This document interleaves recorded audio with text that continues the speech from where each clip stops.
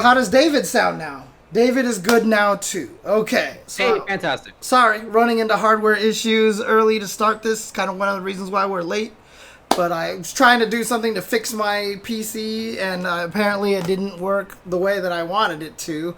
Yes, I need to get a new computer, Dylan, for sure. Oh, I'm sorry, Kraken. I definitely need to get a new computer. It's very irritating. Look, it's okay for me, Tom. I'm feeling fine. But like I said, there is other game news and community news to get to. We're not going to start with that. Instead, we're going to start with the conversation with several of our friends. So we have invited on to talk about their perspectives on the Black Lives Matter movement, being black in the FGC and in esports, and anything else that they sort of like to say. We've invited on Amanda Stevens, Cuddle, HellPockets, and CalmWarrior, David, to give their perspectives. They have different backgrounds, right? They're from different places. I feel like they're all people who I know and think can have good perspectives on this. Who I really want to hear from on this. I've heard some of them talk about it before, but I think it's important to give all the opportunities that we can to hear directly from people about how being black in FGC and in the larger world has impacted them.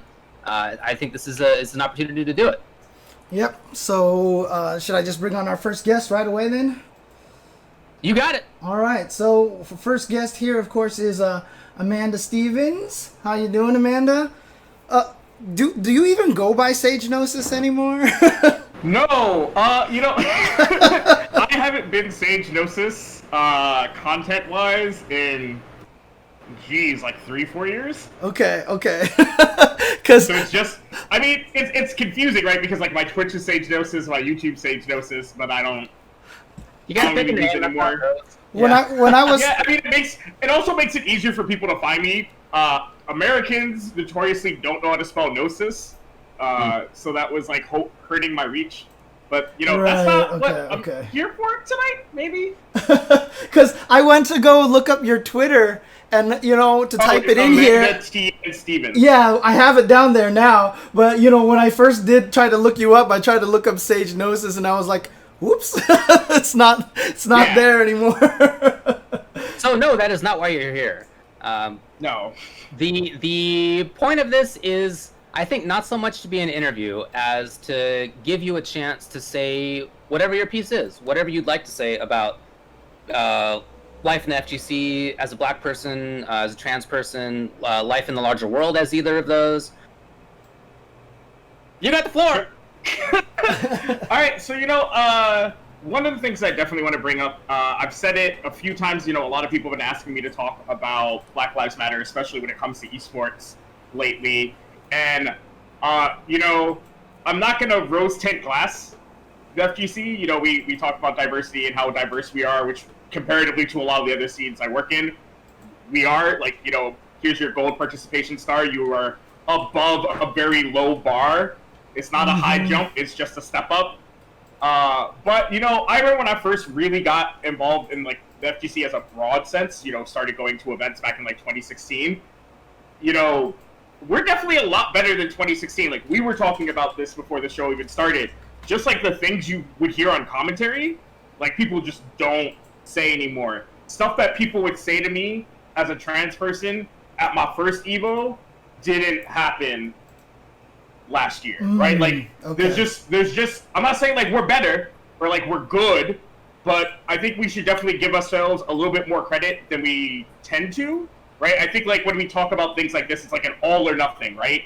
It's either the scene is failing us completely, or it's no, it's great, we're doing fine. And I think that's not really a fair shake for the FGC. But I do want to say that I'm really impressed with y'all. Some of you may have heard I did Transitional Combat, which was a Street Fighter V charity tournament for trans charity.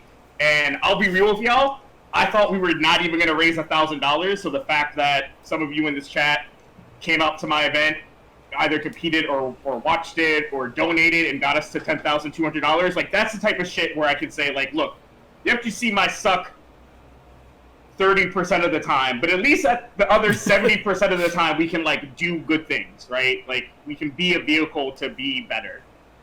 Yeah, I mean, congratulations, by the way, on that $10,000. That's so awesome, and I'm really proud of, the scene for pulling that together. Yeah, and of you for doing that too. I was listening to the podcast you did with Super Joe Monday. I was a little spicy on that. No, it was cool. It was all right. I just mean you're talking about what it took to get it started, and it didn't sound like it was easy. So nice work.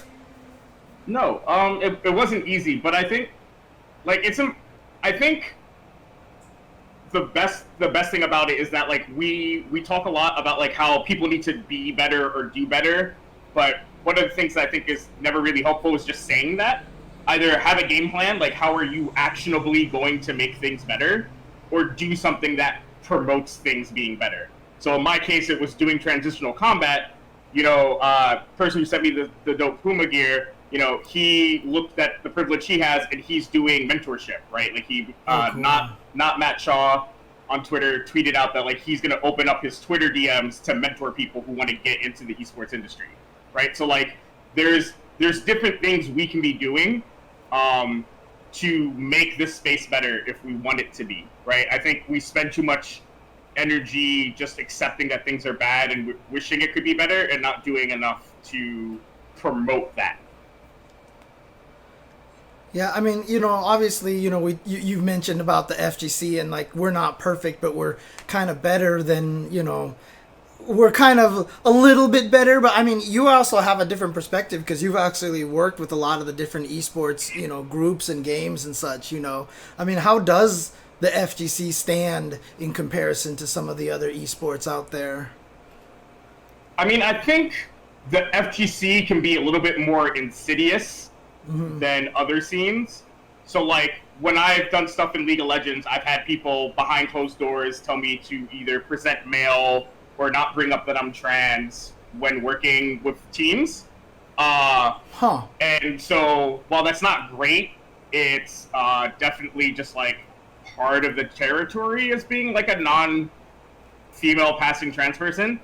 But on the other hand, I definitely know from roundabout means that there are people in the FGC who don't work with me because I'm trans, right? So like at least in other parts of esports, people have just out and out said shit to me.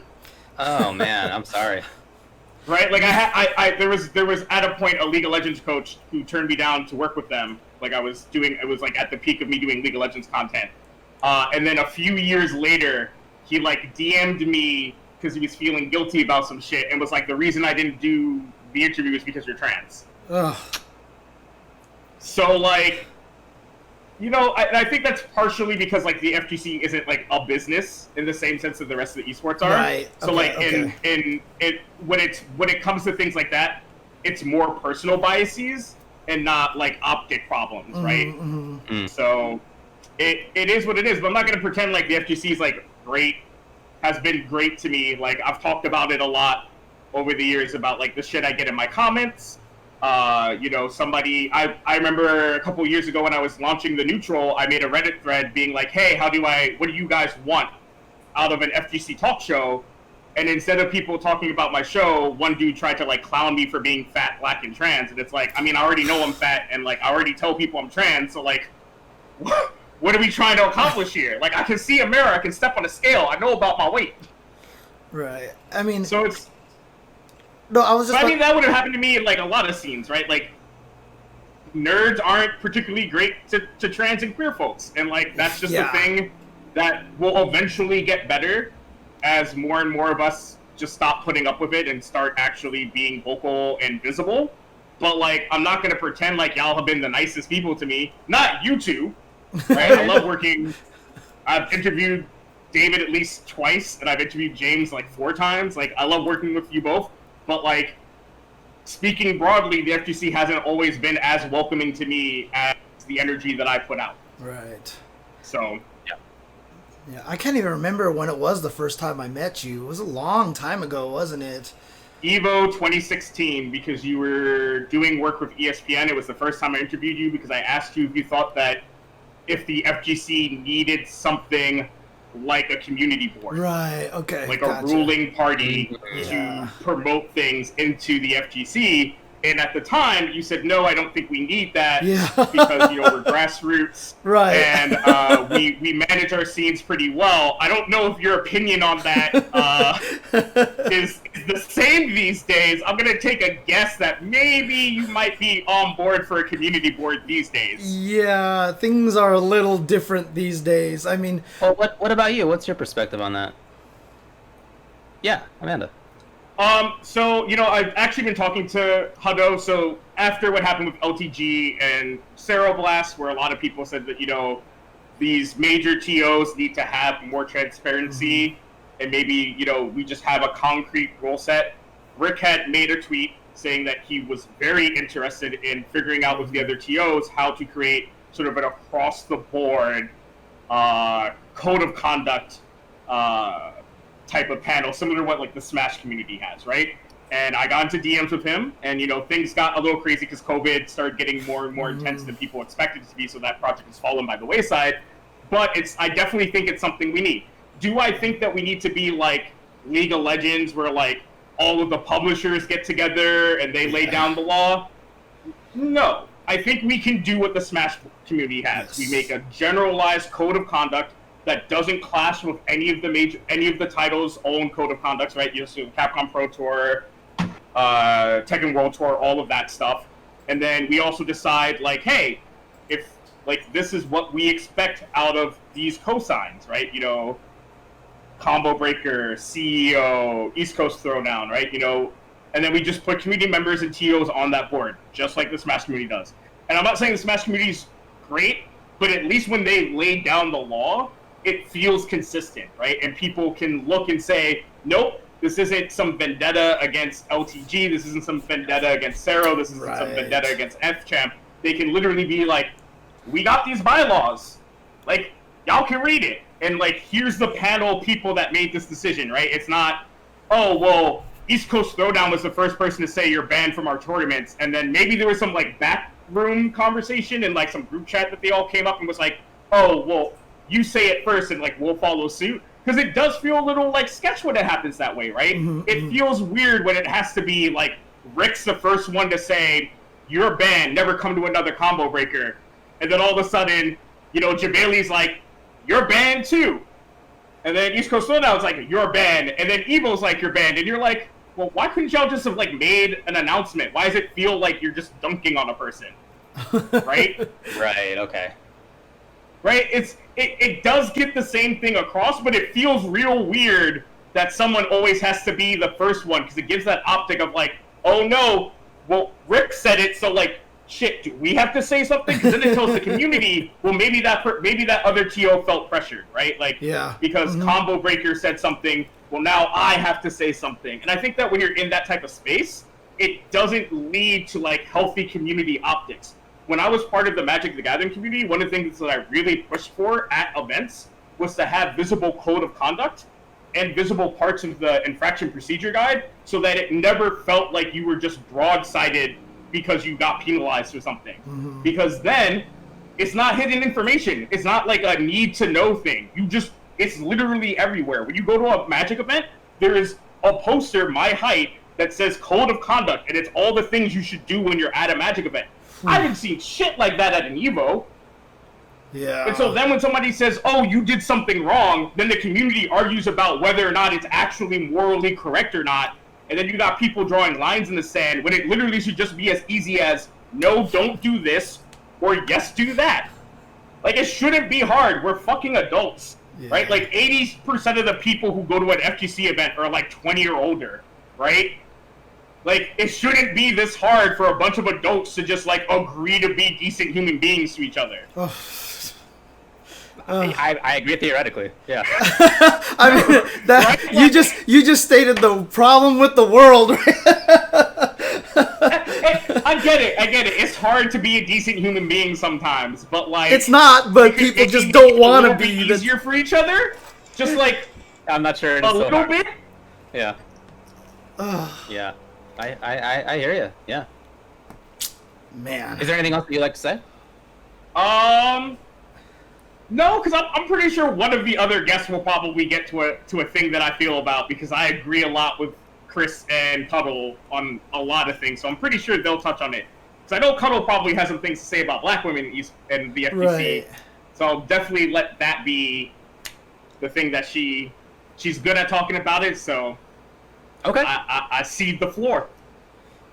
Okay. Sounds good. Well, thanks a lot, Amanda. I really appreciate you coming on. Well, but before you go, though, No problem. I mean, Thanks for having me. before you go, I mean, obviously you're planning more transitional combats and other events. Would you like to plug any of that stuff as well?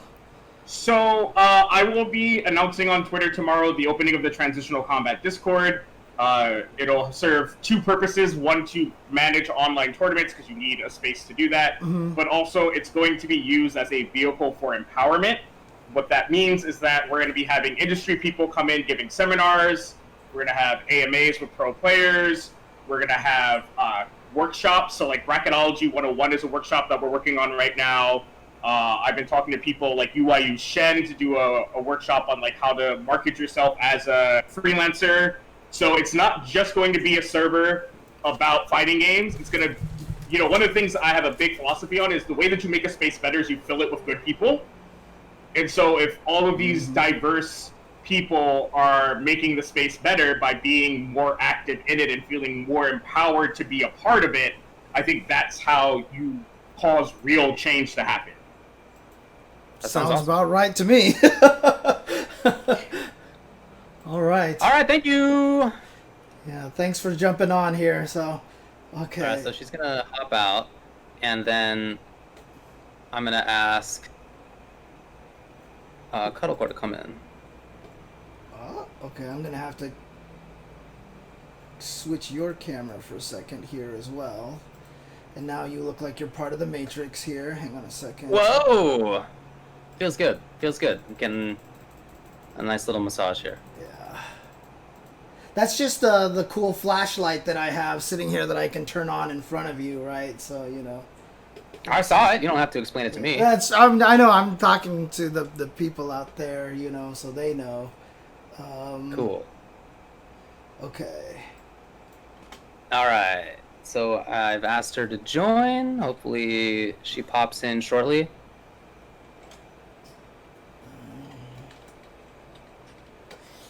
Yeah, but again, for people out there, obviously we talked about this a little bit last week, about how much of the FGC is the black community and how important they are in there.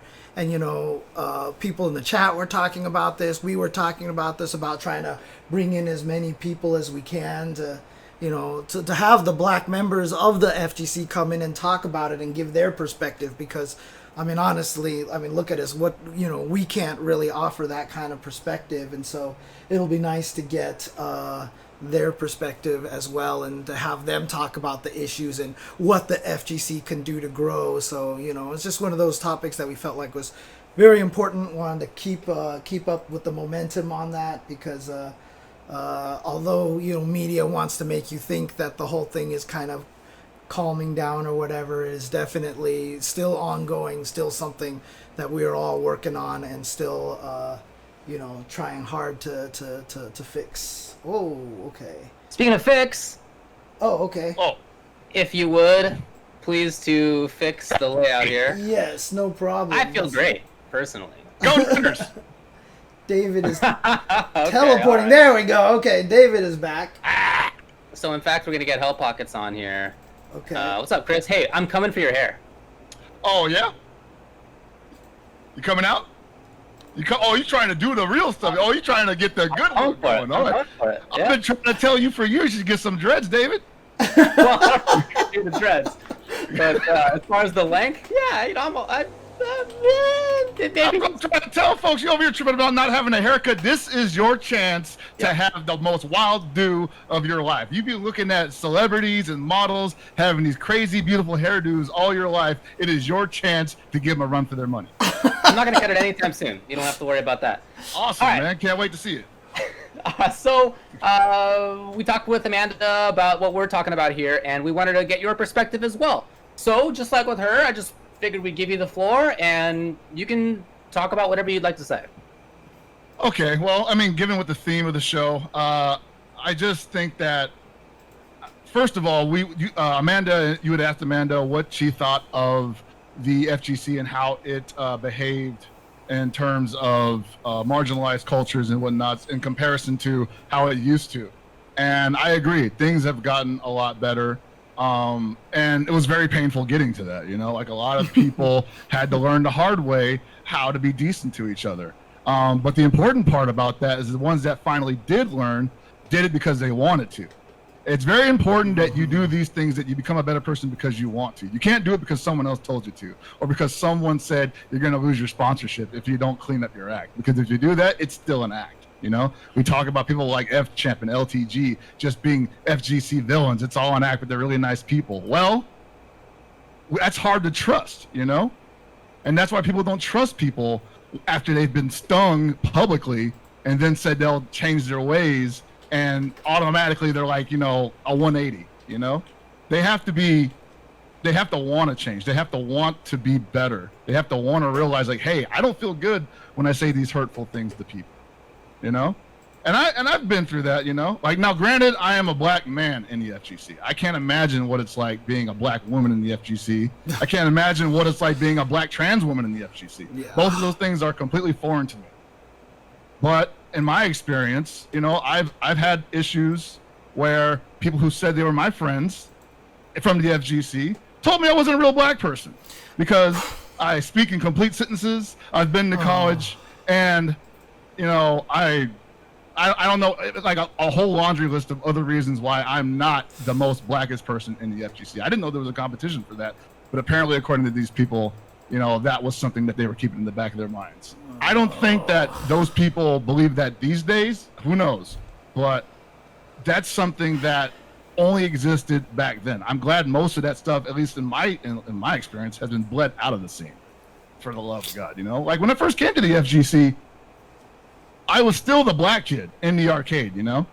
Yeah. It wasn't like there was a measuring stick or anything like that. It was only until after I got deeper into the scene and met so many other kinds of people that all of a sudden I was introduced to that kind of thinking. And I started wondering, like, you know, why do you feel like you need to tell me this, you know? Like, what makes you think it's okay to say these things to me? And it's... I mean, I don't want to just call it ignorance, because I feel like people know better, you know? Once you're not 15 years old anymore, and even then, you know what you're not supposed to say to people. But you say those things anyway because you have been introduced to a lifestyle that, you know, you feel like you have to keep up with. And that's been a lot of what I've seen, not only in the FGC and not only in gaming, but just in life. When people are being offensive, when people are being edgy, it's because they were introduced to that kind of way of speaking, that way of thought, as a way of fitting in, as a way of getting people to like you. Because when someone says in your friend group, someone says something offensive, and you're gonna feel uncomfortable if you're that guy that calls them out for it. Like when you're like 14 years old, you don't want to be that kid that's like, hey man, that's not cool. We were talking about this before the show. Yep. You don't want to be that one kid in the group that's like, hey, I think we should probably cool it with that kind of behavior, because we might end up hurting each other. Your friends are going to call you a bitch. You know, they're going to tell you to get out of here. We can't hang out with you anymore. And then all of a sudden you don't have any friends anymore. So you're going to most likely double down on what they said, try to one-up them on what they said, and before you know it, it's a habit of yours. That toxicity has been passed on to you. And if you don't believe it, you don't like the things you're saying, but you like the attention, and you like not being singled out by the crowd. So you just go with it for years and years and years, until the point where you've outgrown that group, but you haven't outgrown that toxicity. And you start wondering, like, well, how do I communicate with people beyond that circle anymore? You know? And when I found the FGC, you know, there probably were a lot of people that kind of had that similar energy, you know? And I'm sure a lot of people felt the same way. A lot of people probably came in there and were just like, hey, some of these guys remind me of my old crew. So maybe I can get away with that shit still. And they were right. They found pay dirt. They hit pay dirt. They're like, cool. Everybody here is an edgy little asshole just like me, at least in my circle. So we can continue the glory years of high school for another 10 years. But eventually, that runs its course too. I mean, God forbid you become a top player and you get eyes on you, and then you don't even know how to reverse course because you're like, crap, I'm being paid money to just be me, to just do what I've always done, whether or not I'm comfortable with it or not, you know? So at that point, you'd have to want to change. You have to want to not say these hurtful things to people. You have to want to think about what you say and think, well, you know what? I wouldn't want to say this in front of certain company, so I shouldn't say it in front of anybody. That's just the tip of the iceberg in how the FGC is going to change. You know, I think a lot of people should really examine how they not necessarily are viewed by others, but how they view themselves. Like, are they happy with themselves? Because I don't believe anyone has been born onto this planet dropping the N-bomb. You know, I don't think they were born onto this planet being homophobic. I don't think they were born on this planet to just spread hate. I think you were born at basic, you know, the basic necessity you needed was love. And so you wanted it and you wanted to give it back. We were born on this planet to spread love, not hate. And you learn how to hate, and you hate it. You learn how to hate and you despise it. And once you are privy to that kind of hate, you want to spread it around most likely because it sucks. It hurts. It's the worst feeling in the world. And the only way that you can ignore it is by maybe pushing it off on somebody else and feeling like you're not the only person in the world that feels like shit anymore, you know? Right. Redirecting it, right? Yeah. Redirect it, yeah. And I'll be honest, I had to deal with that. I had a part of my life where people had shit on me for how I was in school because I was not the typical black guy, you know? I was a nerd. I was learning the Japanese language and I was reading Dragon Ball manga in like 6th grade, 11 years old. And they thought I wasn't black enough for them. They thought I wasn't thug. And so I was like, well, I guess I got to freaking be extra thuggish for these guys. I got to be like the fucking enforcer in school. Otherwise, I'm not going to survive, you know? My social life is going to take a dive. And that's how that shit just ends up snowballing into a personality that wasn't there before. And I think so many people in gaming suffer from that. Suffer from not getting the acceptance the way they wanted it, you know? I think they just play the role like those people that we mentioned before. Everybody, all of them, they're playing a role because that's not them. That's a good intro. We were talking before we went live about this and about how for each of us there was like a moment where we realized that we had upset somebody who we were friends with, or we were upset ourselves, and that eventually we sort of realized that we didn't want to do it anymore. Yeah. Is that something that you can? I don't know how to get that for people without them having experienced it. Do you have any thoughts on that? Well, I have a story about that. It's real short, and it's not necessarily about things that were said, but it's about how me and a good friend of mine learned to not behave in a certain way towards each other anymore, because it hurt us. Back when I was in college and, you know, we were out having wild drunk parties at the house and whatnot, we used to get stupid and just like punch each other in the fucking nuts all the time, right? Just like beat each other up. But like literally, that was the game. Like whoever's got the open crotch, you just punch them right in the nuts. We used to do the same exact thing. So all right, I get it. So you get it. But like, games like that escalate, just like toxicity and bad language escalates. You know. Yep. I know that. Suddenly, you know, the game that you played in the house with your buddies, you're playing it at the movie theater. You know, you're watching, you know, Star Wars Episode 2. And your friend's got his legs open, you bang him right in the nuts real quick, right? And he's like, ah! And you get kicked out of the movie theater because you're being an asshole. This is a real life story for sure. This is a real life story. So behavior like that continued to escalate. And, you know, because we were surrounded by our ecosystem, no one was trying to stop us. We were just like, they weren't necessarily egging us on, but they were also just like, well, we're not going to be the ones to step in here and say we might be getting a little too old for the banging the nuts game, guys. So it eventually escalated to the point where it wasn't just about banging each other in the nuts. We would just do things to hurt each other for a goof, right? And I was the one that was getting sick of it before everybody else. And the night that it came to a head was one night we were hanging out, and my buddy in particular was pretty hammered, and he had hit me upside the head with a frying pan earlier that night, and I was already hot about that. And I let it slide because I was like, yo, that's just the game. That's just the group we hang out with. That's how we get down, you know? And then the next thing I know, I'm playing. I remember it vividly because I was playing gear against somebody, and I was doing well, but I was focused, right? And I hear him behind me saying, "Hey, Chris, what did the 5 fingers say to the face?" And I turned around and I fucking cracked it right in the fucking nose, right? And the next thing I know, his face is just gushing blood everywhere. It's all over the place. And I didn't mean to hit him that hard, but I was just like, you know, this is the game we play, you know? Like, this is what we're supposed to be doing. I broke the dude's fucking nose over a game. And I was mad, but I was like, in the context of the game that we're playing, this is totally legal. First thing this fucker says to me, I'm gonna fucking sue you, man. You broke my nose.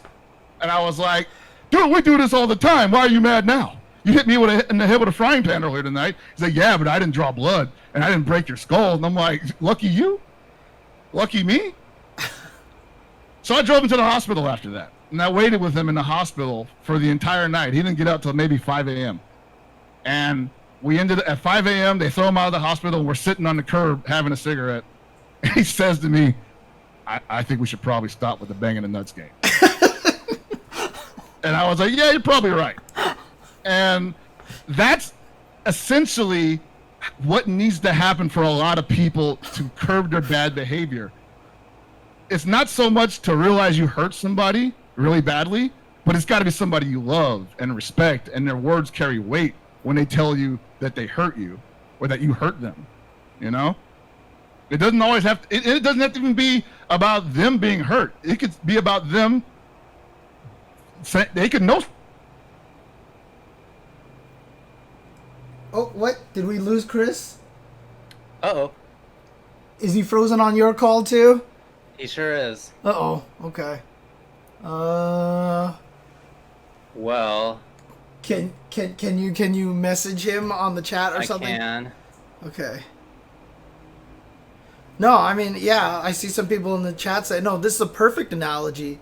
I mean, in this particular case, the analogy that Chris is using is that this is physical pain that you're causing people, and you tend to escalate the physical pain.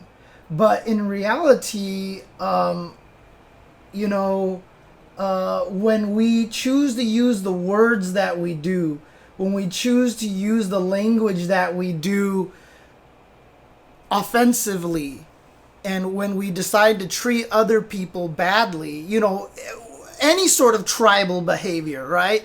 Because tribal behavior is just a part of human nature, and it's one of the things that we have to fight. So whether it's a ethnic group that you belong to, or it's this game that you play and not the other game, your tendency is to try to hurt people, not even necessarily physically, and it takes somebody to stop that. Anyways, I'm going to let Chris finish his thought over here. Oh, yeah. I was just going to say that is just something that, you know, it only comes about when you feel it, you know? And it's not necessarily when you feel it directly. It's when you feel it and you didn't mean to feel it and you didn't expect to feel it and you've been stung by it.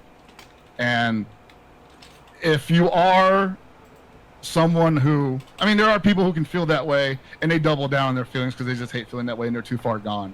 And they can't be helped, you know? I wish they could be. I wish more people could just be like, you know what, I don't like feeling like that. And I don't like making other people feel that way because that makes me feel like shit. I eventually just had to, you know, on all the things that I've done, I had to decide, you know, I don't want to be that guy. I don't want to be the kind of person that will not get the call back from friends to hang out again. I don't want to think, because I'm already insecure as fuck. That's why I'm saying these stupid things, right? Yeah. You know, I don't think anybody likes me, so I'm trying to be edgy and provocative. I'm trying to be memorable. I'm trying to leave an impression on people. Mm-hmm. Yep. And the last thing I want is for them to be like, well, this is why we don't hang out with you. You know? Because that's exactly what I'm scared of. So my advice to people who possibly struggle with toxicity and are aware of it is to just not necessarily just stop because I know how hard it is, but just understand that eventually it will come to you. There will be a day when you hurt somebody that you thought was on the level with you. You thought you guys were on the same page, and then you will learn that they are not. and that rift will form between you. If you're lucky, they won't stop talking to you. Very lucky, because most likely, and we've heard stories where that just ends a relationship, and you don't even, sometimes you don't even know what you said. So it's a dangerous game to play emotionally, and be prepared, because it happens. It's going to be worse than losing your sponsor. It's going to be worse than getting kicked out of Evo and every other FGC major, because at least when you lose those things, you have your boys, you have your homegirls, you got your family. But if you do that, if you get stung by that, you could end up losing that and all of the other stuff. And you'll have nothing except your bitterness. Yeah. I don't know. Yeah, I don't know what else to add to that. I don't know what you could. To be honest, I think that was fantastically put. Kind of to go along with it, the FGC culture. You're talking about how everybody has that kind of mentality. You come in here, oh, okay, it's kind of like this. When everybody talks about old school FGC, when you see all those people who are like, oh, FGC back in the day, we weren't sensitive and blah blah blah.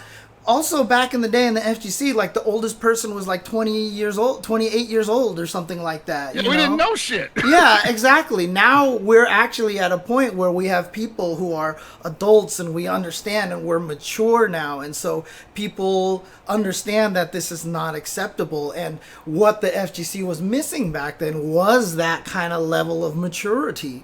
And so we can't glorify what it was back then because we were all stupid and we were all idiots. And now, we're and there's some weird fallacy where we are not allowed to shit on who we were back then, even though the people that we were back then could possibly be people we wouldn't even hang out with now. I don't understand why people feel like they can't change to the point where they wouldn't recognize themselves in the past, or they wouldn't want to be like those people in the past. I think that's great. If you are so much better now than you were 10 years ago, what's wrong with recognizing that? What's wrong with trying to not only recognizing that, but what's wrong with trying to educate that age group currently how to not be, That only benefits them. I think they see all these old videos and they hear all these old stories from people that might be stuck in the past, and they think, wow, that's great, because they have that same toxicity building in them, and they're a little more, reserved about letting it out because they've been checked before on it. And then they find out, oh yeah, the FGC used to be super hardcore, and there's a couple OGs that still support that kind of bullshit, So maybe this is the place for me. And I won't say that it's not, but I will say again, eventually the day will come where you will be forced to make a decision. Do you want to be that person, or do you want to be better? Because it's going to hurt being that person. It's going to feel way better not being that person. I can attest to it. And yeah, if you never change, I feel that it means that you're never learning. So it's not something to aspire to never change. I think it's more important. You don't need to change for change's sake, right? But you need to learn, and as you learn, you should be changing because you have new info, you have new perspectives, and you need to reevaluate as a result. Yeah, totally. We as competitive players, that's what we aspire to do. Right. We examine our game and we break it down and we try to remove the parts that aren't working for us. Right. They're not achieving the results that we want. And that's there's some cases where this dumb strategy paid off because I got lucky. The guy didn't call me out. He didn't read it. The guy didn't read my freaking wake up inward. Yeah. Stupid shit like that.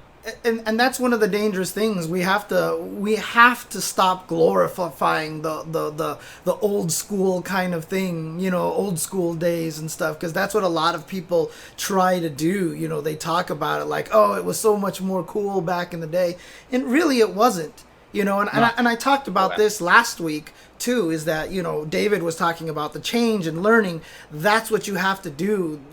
If you feel uncomfortable, because like you said it earlier, you didn't feel good about things, but you keep doing it. But if you don't feel good about it and your discomfort, if it causes you discomfort, take the time to ask yourself why it causes you a discomfort and really take that in and use that as an opportunity to grow and learn, Unless, like I said, Yeah. you are a piece of shit, then we kick you out of our community because we don't want you here. You know, that's. Hey, man. Some people just, they think they'd rather gamble. They like, you know what? Maybe I'm so close to being like the one guy that made it all the way, saying all the fucked up shit he wanted to say. I'm about to have a TV deal. They're gonna make movies about me, and I never compromised. Yeah. Truth is, you compromise yourself the moment you stepped out the door, because you don't believe that shit. Mm-hmm. And people can tell me that shit's an act. That means they're telling us you don't believe it. That means they're telling us you're a liar. You're fake. Why the hell would we give you the time of day if everything you say is bullshit? Yep. Man, one of these days we're not gonna have social distancing anymore, and I'm gonna give you a big high five.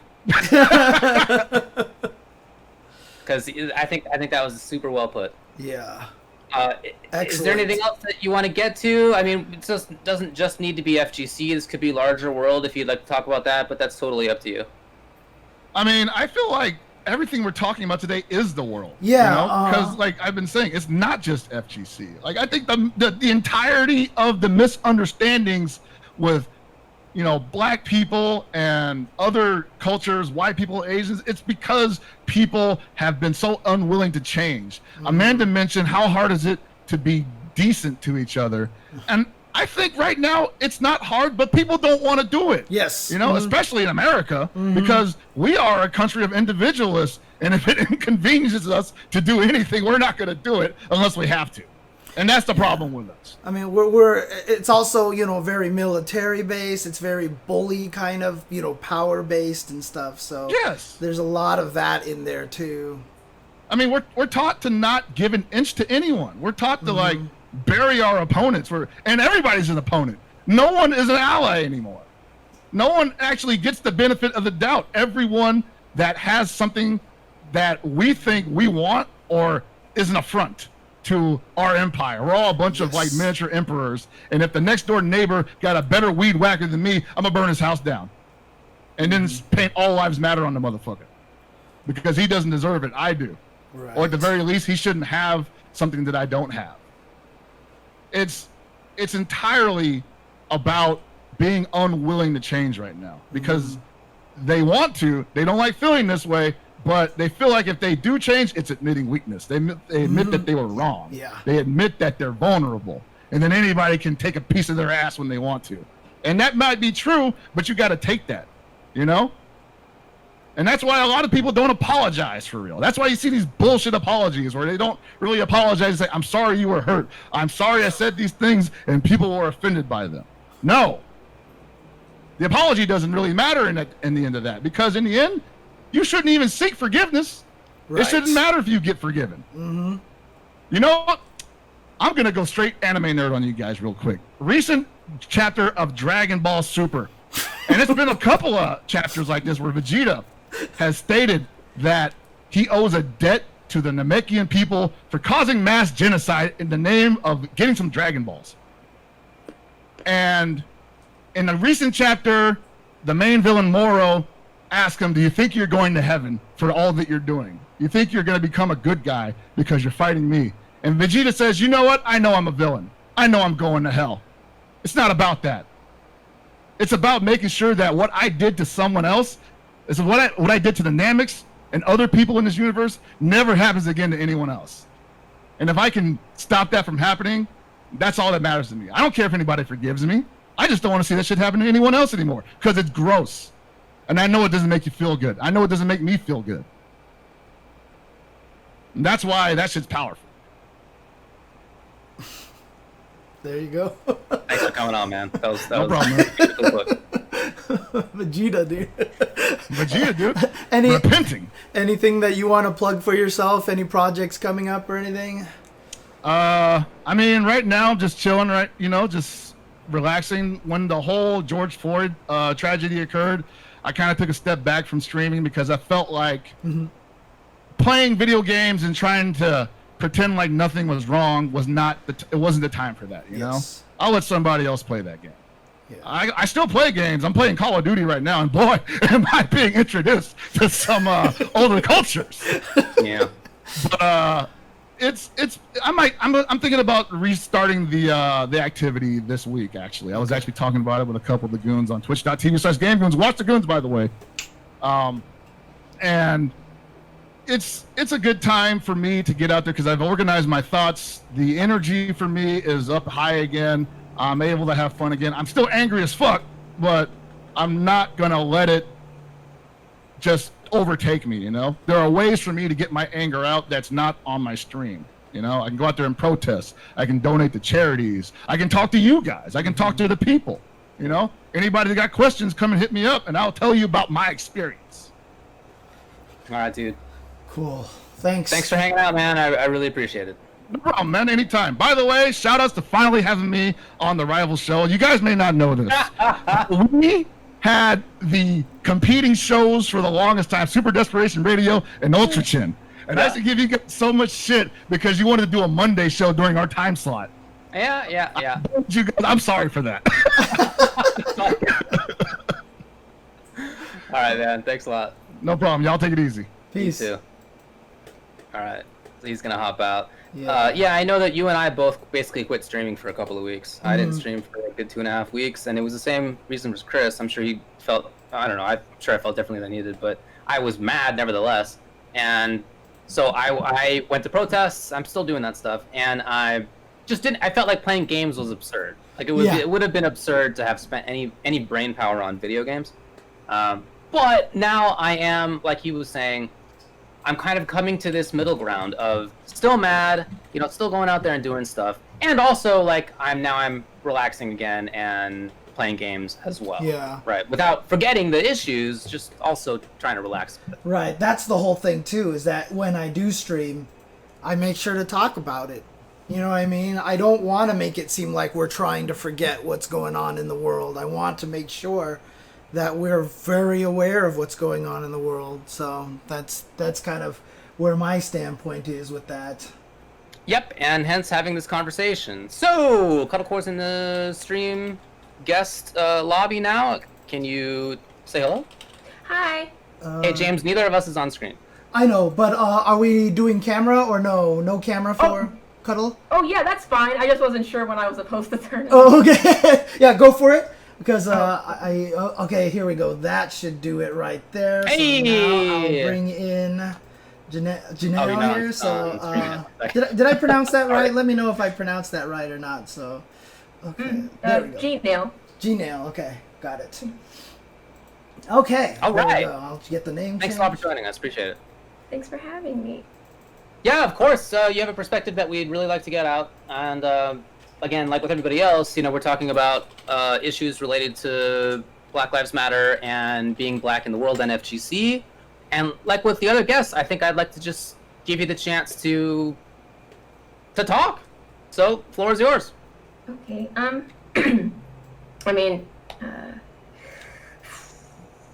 I didn't expect. The protests and things like that. I didn't expect any of it during a pandemic.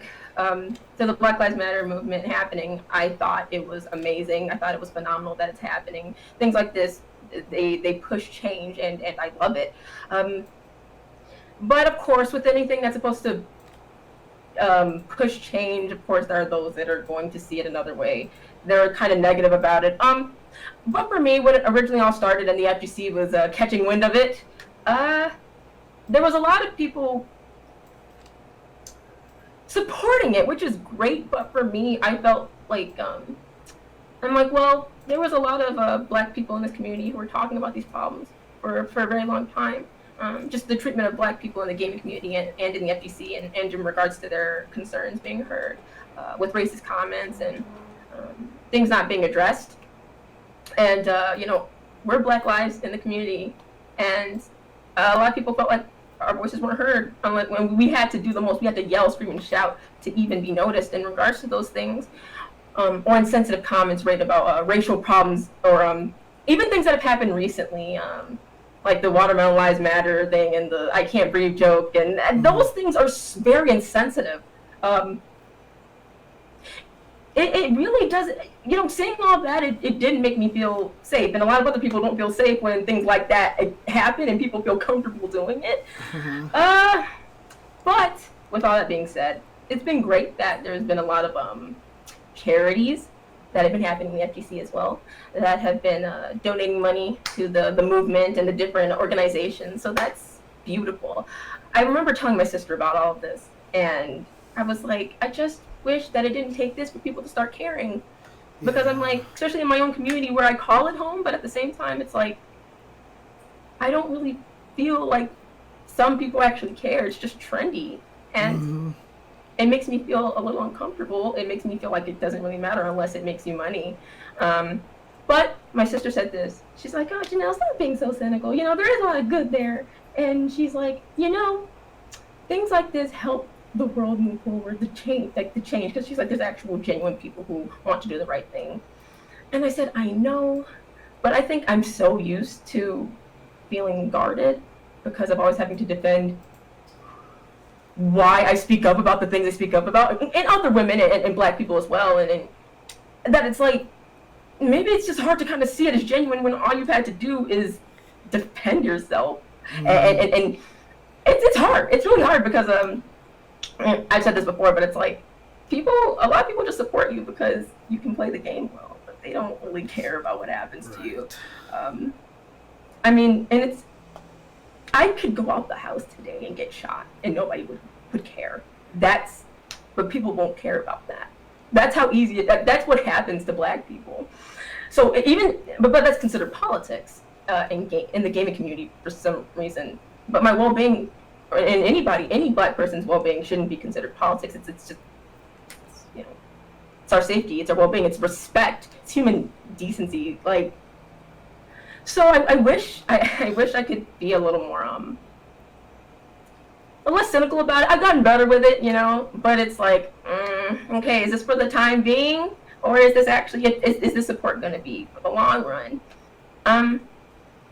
But aside from that, I've also used my own podcast that I do with Alicia X Life, and it's called FGC Welcome. We talk about a lot of different topics, some of them including like some of the things that we've dealt with as women of color in the scene, because the experience is very different compared to men.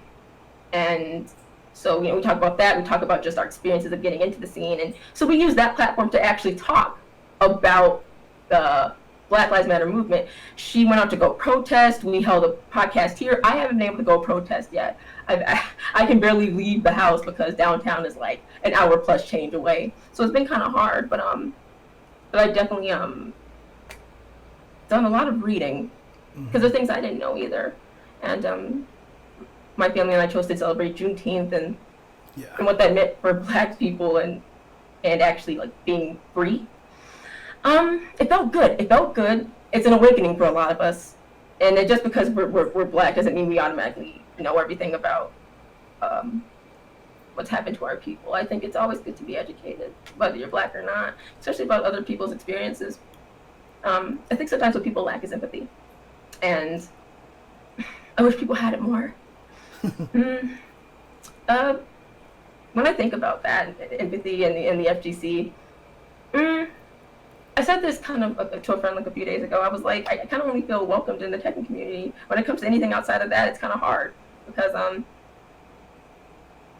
you don't want to be seen as the angry Black woman because you're speaking about the things that genuinely happen to you and people that look like you, and that's like, it's very uncomfortable. But somebody has to do it. You have to be like, hey, like this happens to me, like these things happen to me. And you always kind of have to keep yourself guarded. It's hard. It's very traumatic, actually, to be honest. When you see like racist things in your own community and you call it home, I saw this that's called trauma. When you experience like things like that, racist things or anything like sexist, anything like that, it's a trauma that people experience. And sometimes people kind of bury them, but a lot of people have buried them in this community because it's the community they love. But I do like that it's going in a more positive way with, you know, people being put in check. But not just that, but there are people that have acknowledged, hey, I'm wrong, I've done wrong, I want to do better. And like I said, the charities, tons of charities for different events. I think it's beautiful. It's just, I'm kind of in a weird place in this community. Like, I kind of stick to the Tekken one because that's the only one I really feel the most comfortable in. And I have friends in other communities, like other fighting game communities, but the moment I step outside of it, I get a little hesitant. Yeah. I mean, it's got to be kind of an interesting situation for you as well, because, you know, as a black woman in the FGC, you've probably hit a lot of roadblocks and everything, but, you know, the FGC tends to have this kind of almost too much of a fascination with accomplishment, and you have to be good and all this other stuff. And, you know, obviously you've done really well in a lot of tournaments, and then all of a sudden, I mean, once you started placing higher in tournaments, that's probably when you started feeling people almost kind of treating you differently, right? And then, you know, it's hard to figure out who you can trust, who's genuine at that moment, right? Yeah, that's actually what happened. Like, you know, because I'm considered a top player, but that wasn't without hard work, right? Mm-hmm, but I'm still seen as the exception. Yeah. And that's really disturbing. I hate to mention this because I don't want to bring it up, but I feel like this is kind of what I have to do. The Chris G comments in 2017, I was tagged a lot. A lot, and it was very uncomfortable because those were my first introductions to like the competitive and the social media side of the FGC. I was like 20, 21, 20, something like that. I was very naive because I didn't know much about the scene, but I was really excited to play a lot because I saw the improvement. You know, it was based on my own hard work. Like, I was really excited. I was happy. I'm like, wow, you know, everybody seems so great. Silly me. But I got tagged a lot in the comments that he said, and it really shattered everything that I thought. Because I saw black men in there, some black men in there agreeing, and black women agreeing. So, and I was getting tagged as the exception to it. I said, no, that's not fair. Why do black women have to get targeted? And right. You know, so it's kind of like one of those things where it's like I was doing well, but at the end of the day, I mean, right. You know, you still get treated like that. Right. So that's why I had to separate myself from certain parts. And yeah, like sometimes there is special treatment that I'm getting, and I don't. I'm like, I don't want that. That's not what I want. I want black women and just, you know, women to be treated the same as everybody else because we want the same thing. Whether it's to enjoy the scene, we want to meet new people, make new friends, get better at the game. And I should not, or any other woman, no other black woman, no woman in general should have to deal with that side of it. It was very traumatic for me and a lot of other women, and I almost left. Like, yeah. You know, it's not just words. It's the fact that those words enable people to also feel the same way comfortably and state it outwardly. That's why so many women have left the scene, because it's like gatekeeping. It's a different experience for women and for black women. You know, black women have been saying forever they wanted something done about those comments. Nobody listened. They said that they were complaining that they were bitter. But it makes the scene unsafe for us. We're called all kinds of N-words and ratchets, and I mean, so it doesn't make it safe. It doesn't make it welcomed. So it's kind of hard because, like, how can you succeed in a space that isn't welcoming to you? It's hard. It's really, really hard. You have to dig really deep. That's why I said Tekken for me. I'm so glad I played this game. Because, like, I feel like I actually get appreciated, like, for what I do, because I'm one of the best for a reason, like, and nothing should ever cloud that, you know, like. But in other scenes, I see the treatment is very, very different. I don't know if it's because Tekken's still, like, kind of smaller, maybe there's more diversity in it. I don't know. But if it was any other scene, like, I get it, because women have left the scene. Burner Bra was even talking about her experiences. I asked her to come on my podcast, like, last year. Yeah. And she told me, like, burn your bra in Q.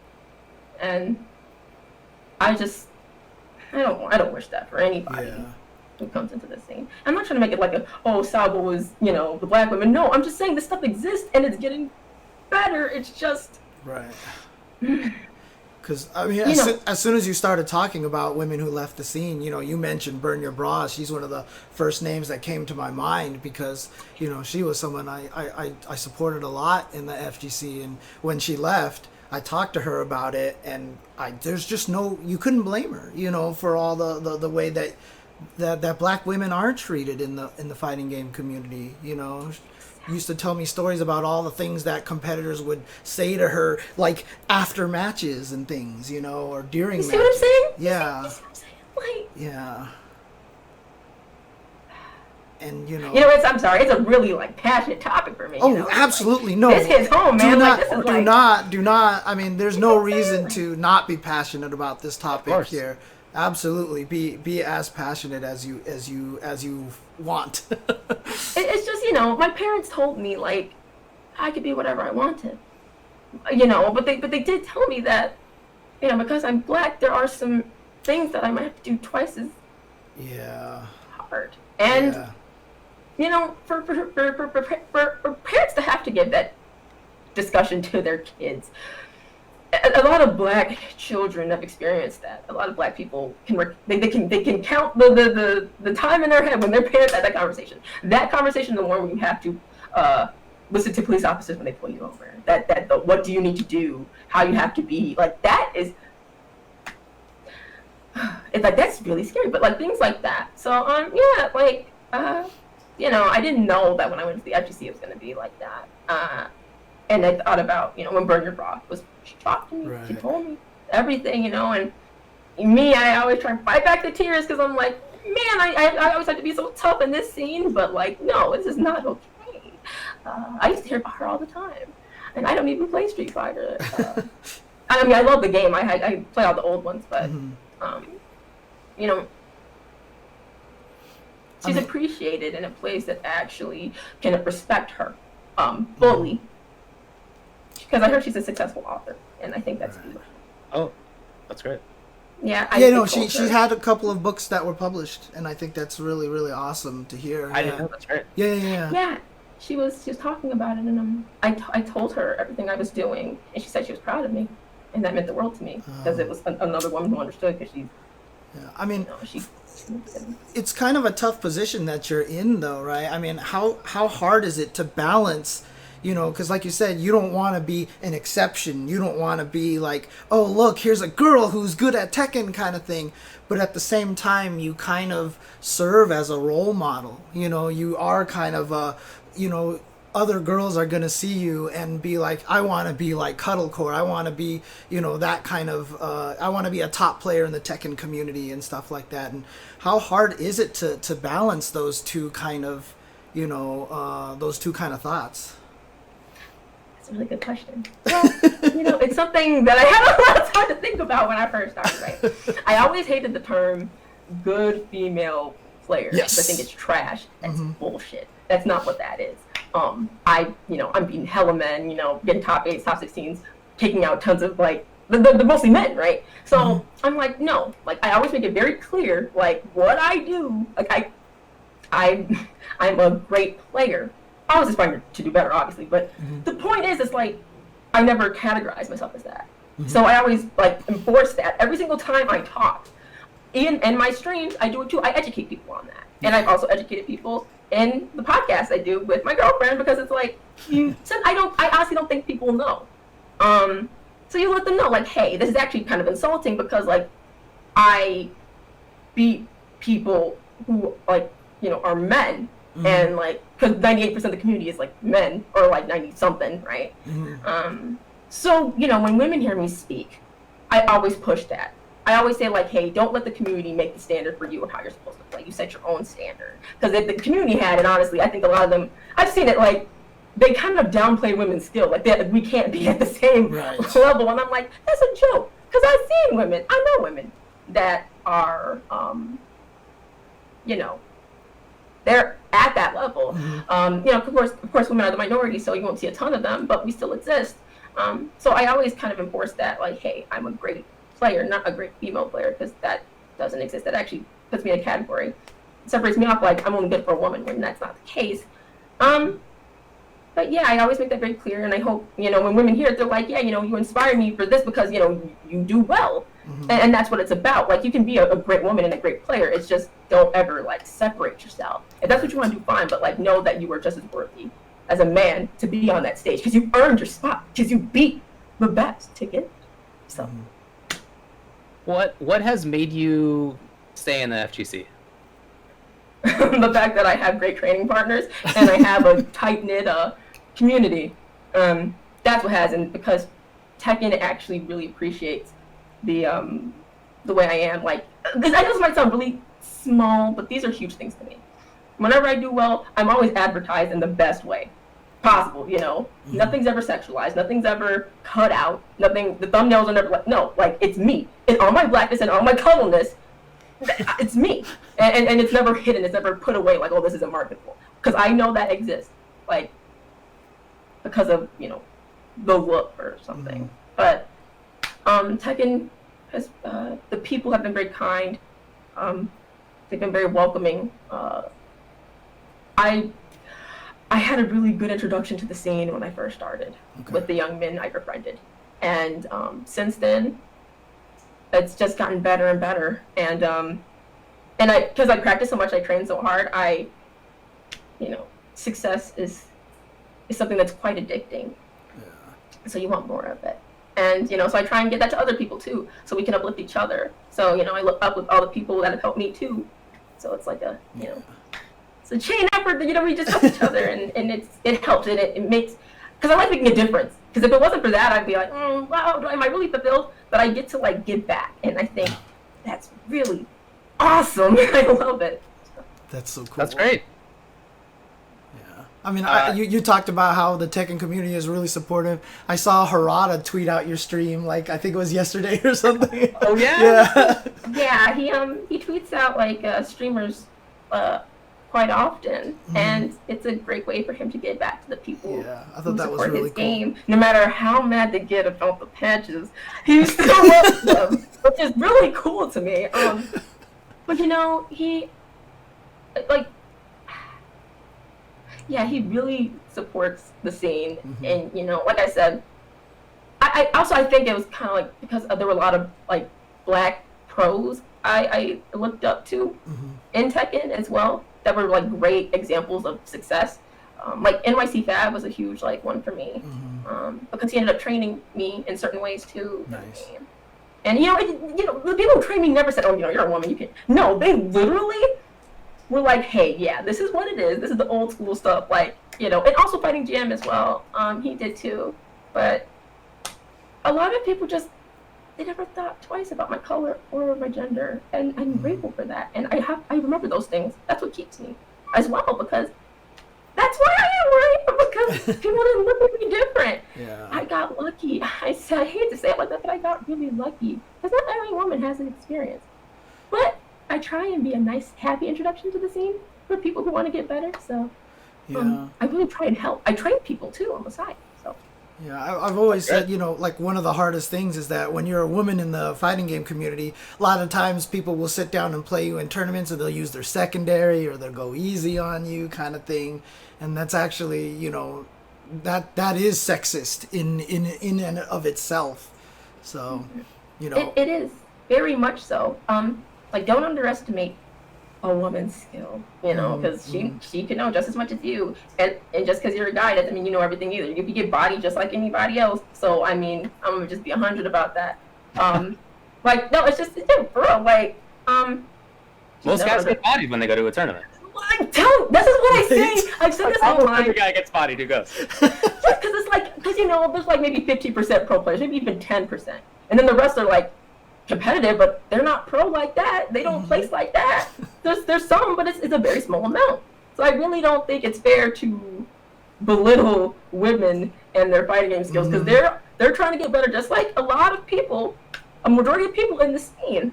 But the last thing I would do is ever go easy on anyone. I'm gonna beat their ass into the ground. So it'll teach you to be better. That's the way we do that. That's the way I was taught. And I would go to the lab and learn how to become better, because that's how we do that. Don't underestimate anybody. You just beat their ass, and they'll learn that way. You beat by getting beat. You learn how to beat people by getting beat. Yes. Yeah. No, That makes sense to me. Is there anything else that you would like to talk about or bring up? Well, I think with the community and everything going on, I think it is really easy to kind of talk about the negative, but there's a lot of positive and a lot of good things going on. I love that people are being vocal. I love that people are speaking up and supporting each other. That is huge. I do want to say that something that happened recently, the Black Girl Gamer Summit, was amazing. It showcased all Black women, like, and their talent within the gaming community. We're all professionals and what we do, and it empowered so many people to show, like, hey, we exist in this space. And some people didn't even know certain things, but they're like, oh my gosh, she voice acted for this. I didn't even know, like, cool things like that. They're like, oh yeah, she plays Fighter. Oh, that's so cool. Like, I was so happy to be there. I felt so at home.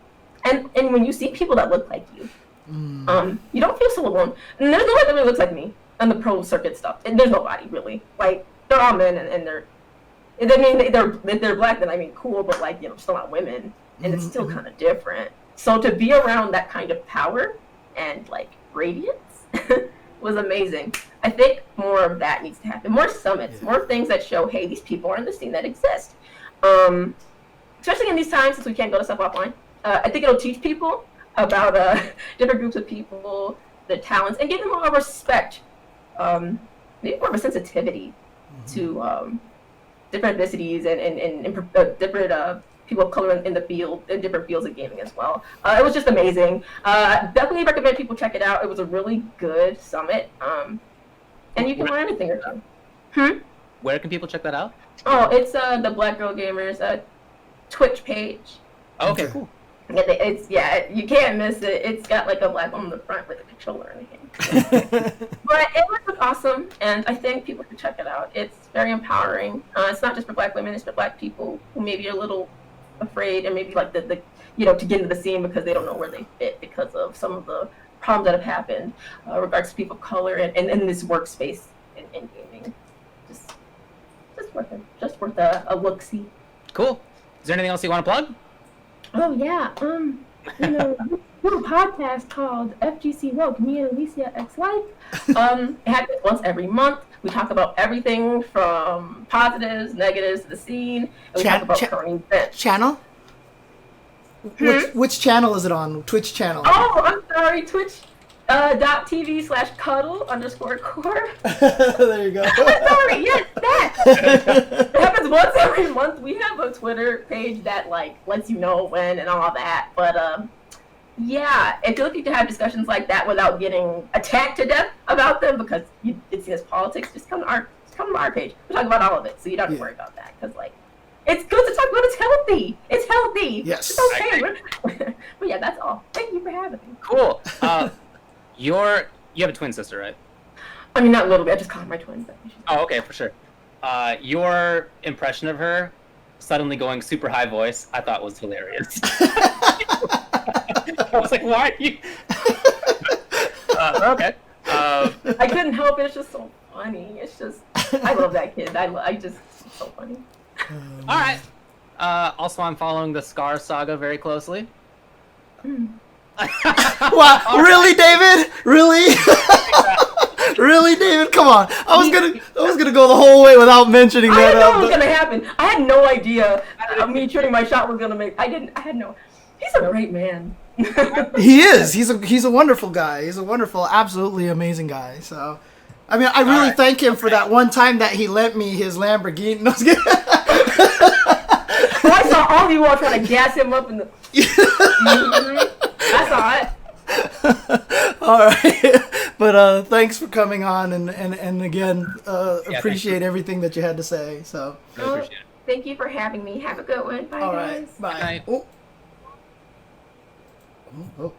what you're getting? All right, she's out of here. This is not Cuddle Core. The name is currently incorrect. Okay. I will be fixing this really quickly. Hello. Okay, hang on a second. All right, what's going on, David? Not much, man. How are you? Doing all right. Thanks a lot for joining us as well. You're welcome. James is getting you up on the stream. Yeah, That'll I'm happen trying to shortly. get your Twitter over here and everything like that, but hang on a second. I'll get you onto the screen first. There we go. You're currently Cuddle Core, but I'll get that fixed in a second. So You're fine. I had to turn off. I had to turn off the Twitch station because there was an echo. There's a delay as well. oh so yeah. Mhm. Okay. You had to shut that off. All right. Okay. I mean, same. All right. So, do you want to start off in much? Well, maybe first off, do you want to introduce yourself to everybody? Sure. My name is David. I guess the FGC has known me as CalmWarrior for a while. I started out as a TO / we're all players, right? Everybody's played. Yeah. But I think everybody knows me as a TO, and mostly probably Final Round. I worked at Final Round for about 9 years, and the last couple of years I was like the head TO or head of staff, and then I'm also now I moved to California and I do tournaments here under my own company brand, which is Bracket Visionaries, and I started that company with somebody that I met at Final Round. So you know what I mean. I've been around for a while. I've known you guys for, I don't know, maybe over a decade or so. I've seen you guys at tournaments and things of that nature. So, you know, it's, I don't know, I've been around, I guess. There's not much to say. I work in the shadows. I like to make sure things are done well, and I serve. That's my nature. That's in my spirit. Yeah. And that's what I like to do. So I guess recently, since I kind of made some videos, and people have had to hear my side of the story on a couple of things, or how I view things, it's been a little bit different. But that's who I am, David. All right, cool. And like with everybody else, I mean, you know, we're talking about being black in the FGC or a larger world, and just like to sort of open up the floor and let you say whatever you'd like to say. All right, cool. First off, I'll start off with, I guess, the FGC stuff. And I'd like to say, like, you know what I mean? I listened to everybody else that you interviewed, and I hope that, and I'm glad that you got those people. Trans person, somebody from California, me, an East Coast dude, and Cuddle, right? We're not all the same. We're different. And if you're a part of the African diaspora, do you know what that word means, David? Right. Yeah, as a member of the Jewish diaspora, yes. Right. Okay. So it is it's different. We all suffered some type of racial discrimination somewhere along the line, and we all suffered it differently. Some countries may not have gone through it, and you know, I mean, a lot of us did, right? So we're all different in that way, and it's a matter of people listening and trying to understand. I am a West Indian male. I was born in Jamaica and I moved to America. So I had to learn about the atrocities that happened to, you know, my cousins here. And it was, you know what I mean? It's eye-opening, it's shocking, it's disgusting. So, but, you know what I mean? Like HellPockets says, you know what I mean? He's a black male in the FGC. I'm a black male in the FGC. I don't know what it's like to be Cuddle. I'm not a woman in the FGC. But just to piggyback off her, because she just got off, I hit up Cuddle years ago, and I asked her, hey, what is it like to be a woman in the FGC? And I think we either text for like over an hour, and she told me her side. And because of that, and listening to other stuff and paying attention to Twitter, my current business partner is a woman, because I can't mansplain everything. And there's certain things that I was taught and learned just by her experience, right? I have a different point of view because I'm a man. I don't look at things differently. And I'm a lot older. And because I'm older, there's more things that I've seen and known than a lot of these people. And a lot of things that I've educated myself and delved into. And, you know what I mean?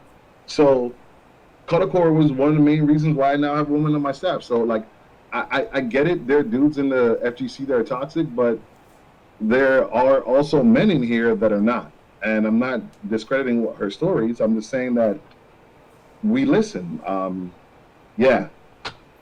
It's rough. It's rough. But let's see. All right, I'll talk about a few things, and I think that hopefully my point is clear. I'm not coming at anyone specifically. I'm not going after anyone, but I want to speak to certain implicit biases and also negative connotations that people have, right? Everybody's people are in my mentions now talking about Chris G, wanting me to say stuff about Filipino champ and all this other stuff, right? And I'm big picture and microcosm at the same time, but like, look at Capcom, right? Capcom makes a decision to ban Ryan indefinitely. How are you mad for us? Who's around that table making that decision? I'm willing to put my head on the chopping block that 50% of the people that are around that table weren't black or black Americans. Don't make decisions for us. Don't be angry for us. You want to make a real change? Put black people in positions of power in your company. Like I mentioned before, when Mike Ross spoke about racism, nobody zoomed in on that. No one brought a camera to say, hey, Mike Ross, a respected member, an educated man, a hard worker, an entrepreneur, he's been to the White House, he calls out racism, and no one magnifies that. We've been telling y'all, you just don't listen. And I'm not apologetic about that, right? Because the OGs know. We know, we talk amongst ourselves. You're just now listening for the first time. And I'm grateful that you're listening. I'm grateful that everybody is now woke, but let's be real. Capcom made a cartoon where Balrog's eyes were crossed and he had braids in his hair. Miss me with the bullshit. Akuma's dark. Akuma's dark because he's evil. They've done videos and studies on this where they show that all these people are dark because they're evil. That's colorism. That's bullshit. Capcom, get off your high horse. Fuck off. Real shit. You understand what I'm saying? Don't come to me with your fake woke bullshit. Put people in positions of power and then call me, because guess what? David, James, you both know this. You know many of black people that have worked in the FGC for many years. Has any of them been tapped or reached out to? And they're well-educated. Ski Sonic. You've worked with Ski Sonic personally. He's an educated man. Did anybody ever tap him to work or be an advisor? Come on, man. Miss me with the bullshit. And the only reason I'm cursing is because I saw the other people curse. I had no intention of No, it's fine. Everything is go, dude. Everything is go. All right. So, okay, let's talk about how much more the FGC diminishes us as a people. Ian Walker, Kotaku, WSO Logan. Let's talk about it. Mm-hmm. Do you know, you guys know who Logan is? You've worked with him. Mm-hmm. Yeah. You know that Logan's a grime DJ? Mm-hmm. Do you know what grime is? Yeah. Do you know one of the reasons why grime they use patois, or basically my native tongue's language? Here, let me educate you. It's a learning moment. Please, everyone, pay attention. In the early 1950s, England needed people to rebuild after the World War II. They sent out to their colonies. A lot of Jamaicans and island people went over there, right? So, because of that influence, you know that song Black Black Roses from Barrington Levy? That was recorded in England. There's a lot of reggae and a lot of reggae influences in England. I Am Still the Daddy, Logan, Logan said something on Twitter the first time, and I got at him. I was like, yo, boy, why are you talking like this? I don't understand why you're doing this. And you know RMZ UK? Mm-hmm. RMZ UK hit me up and goes, nah, man, he knows the thing. And for me, RMZ UK and me, we had a thing. Black people, we know this thing. When he says he knows the thing, what he's referring to is he knows how to speak like we do. I don't speak to Logan in English. I speak to Logan in patois. Whenever I see Logan, if me and Logan speak, David, you will not understand.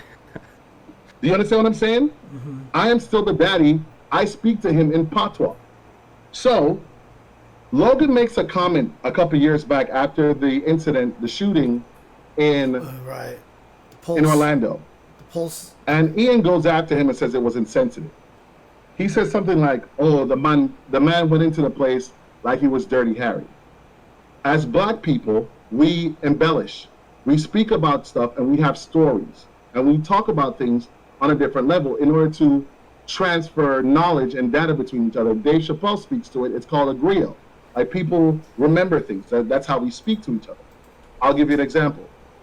If I were talking to one of my friends, I would say, yo, dog, did you hear about what happened in Orlando? And the man would say, yeah, man, me hear. And I was like, yo, my ear said the man going to the place and shoot up the place like him a Terminator, yo. Do you feel that I wasn't empathetic right there? Do you feel that I was being rude? No, it wasn't. But Logan, because he's around Jamaicans and people of Jamaican descent, says it. But he speaks to an international crowd. Ian goes after him. And I see it and I go, what the fuck is Ian talking about? He wasn't being rude. He was speaking something that I understood, that Jamaicans understand, that island people from all over the diaspora understood. But his white American sensibilities did not.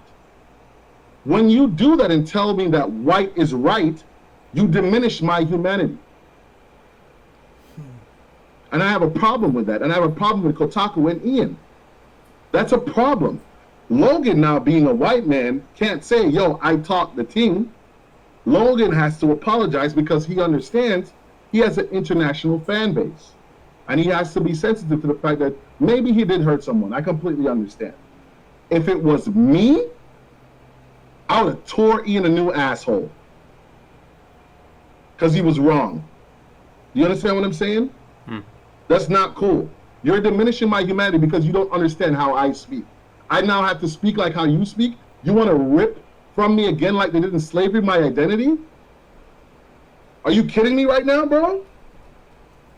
All right. Black people, men and women alike, have left the FGC because of this. Tekken, Michael Murray.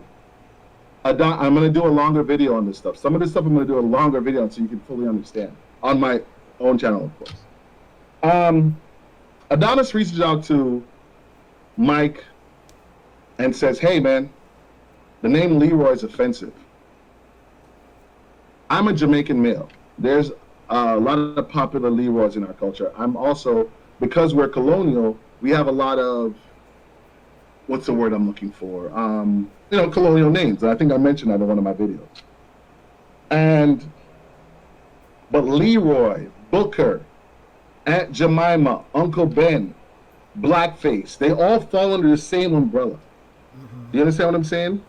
And he reaches out to Michael Murray, and Michael Murray blocks him. Shut up and play my game. Shut up and dribble. Your words don't matter. That's what my perception of what Michael did was. Mm-hmm. That's not okay. Even if you couldn't do anything, he could have said, all right, man, let me hear you out. Hey, you know what? Maybe we should do it like how we did Balrog and Bison. Maybe in America we'll change his name here. Or there could have been any amount of dialogue that could have occurred other than block him. He didn't listen. We tell you these things, you guys don't listen. And I've said this before. Life and the FGC mirror each other. Black people speak to you guys and you don't listen. Right? So, people have gotten shirts with these stuff on it. People have put tattoos with their body of Tekken characters, Street Fighter characters. People have learned martial arts because of Tekken. Tekken has done a lot of good. Isn't it possible that maybe you might have offended someone? And can't you just listen to them for a second? Recognize their humanity? No. Shut up and play my game. That's not cool. I have no respect for Michael anymore. And I've seen him at Final Round, I've interacted with him. I have zero respect for that man. We talk about this as black people within the community that you guys are not aware of. It's not cool.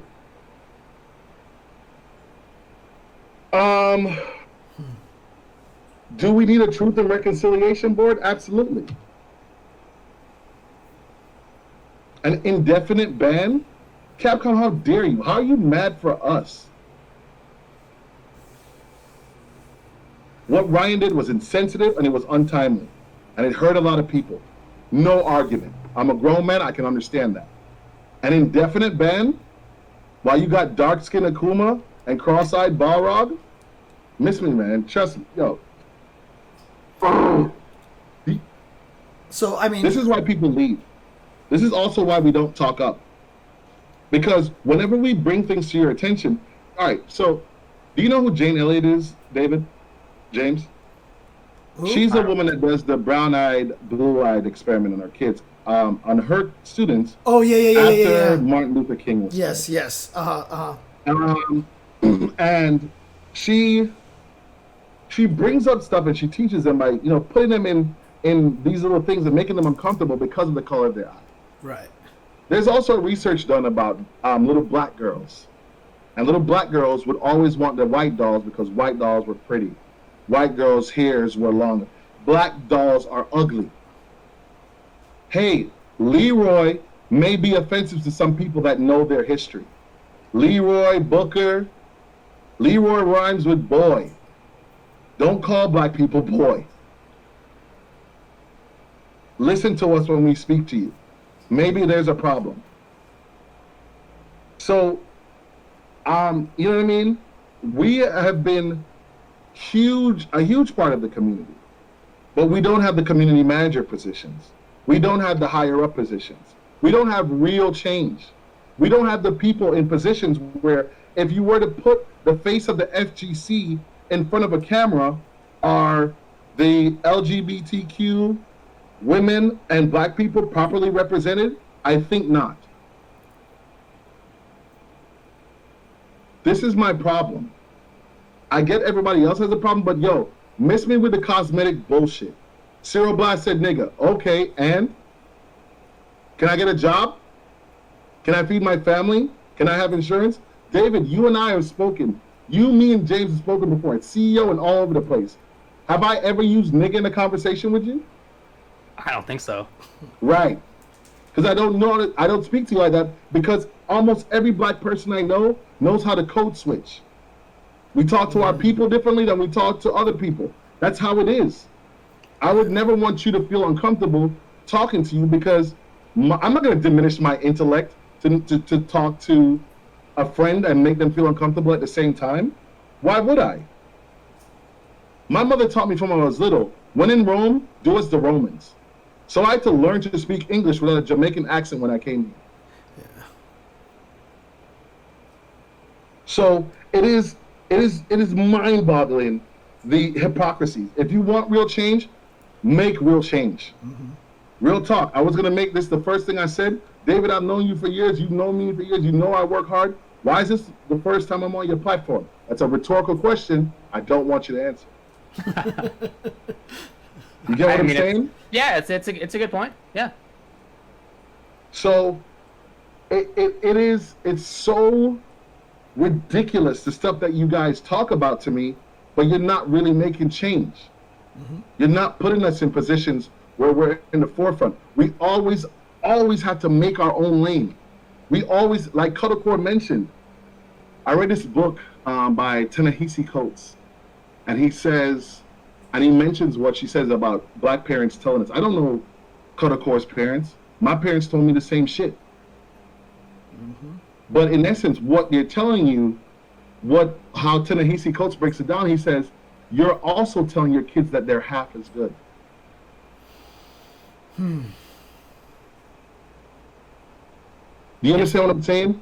It's a psychological attack. Yeah. So I can come back to that. I'll probably close with the FGC, but I'll talk about more real life stuff.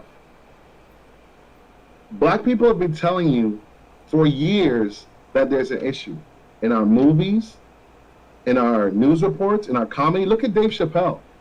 Dave Chappelle, to me, will go down in the annals of time. I don't know if you guys are a fan of Dave Chappelle, but Dave Chappelle made a joke several years ago before Botham Jean died and said that if a black man was in his house and the police came in, they would shoot him and say, why did this Negro put up all the pictures of his family all over the place? Sprinkle some crack on him and let's get out of here. This woman kills Botham Jean in his doorstep. David, you and I are both educated men. You know how hard it is to get the CPA, or much less work for the Big Four. The Big Four is a big accounting firm. The man volunteered at his church or whatever. They find a little bit of weed in his house, and they're like, yep, he must have been a criminal. Christian man, volunteer, works for the Big Four. Shot him in his doorstep. In his doorstep.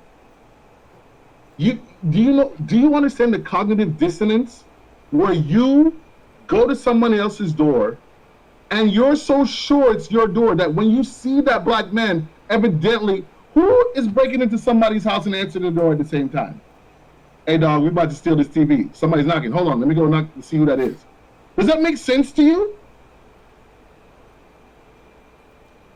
That is the most asinine thing I've ever heard in my entire life. And like Cuddle, of course, says, yo, man, when you guys get off this Black Lives Matter stuff, David, if you get pulled over by police, or if I get pulled over by police, you're not worried about not making it home. I am. And we both have the same name. Let's talk about hair for a second. People was talking shit about my hair. People look at your hair, they're like, oh, man, blah, blah, blah, your hair is awesome. David, Google this, and I'll prove it to you if you haven't already seen it. This law was passed in 2019, where black people could not be barred from employment in California. And California was the first state to do it. David, I grew up in Jamaica. I've always seen people's hair like this. To come here and know that my brothers and sisters or cousins are being subjugated by naturally growing their hair out is maddening, bro. I grew up with Rastafarians around me. You understand what I'm saying? I've always seen black people with the natural state of their hair out, grown.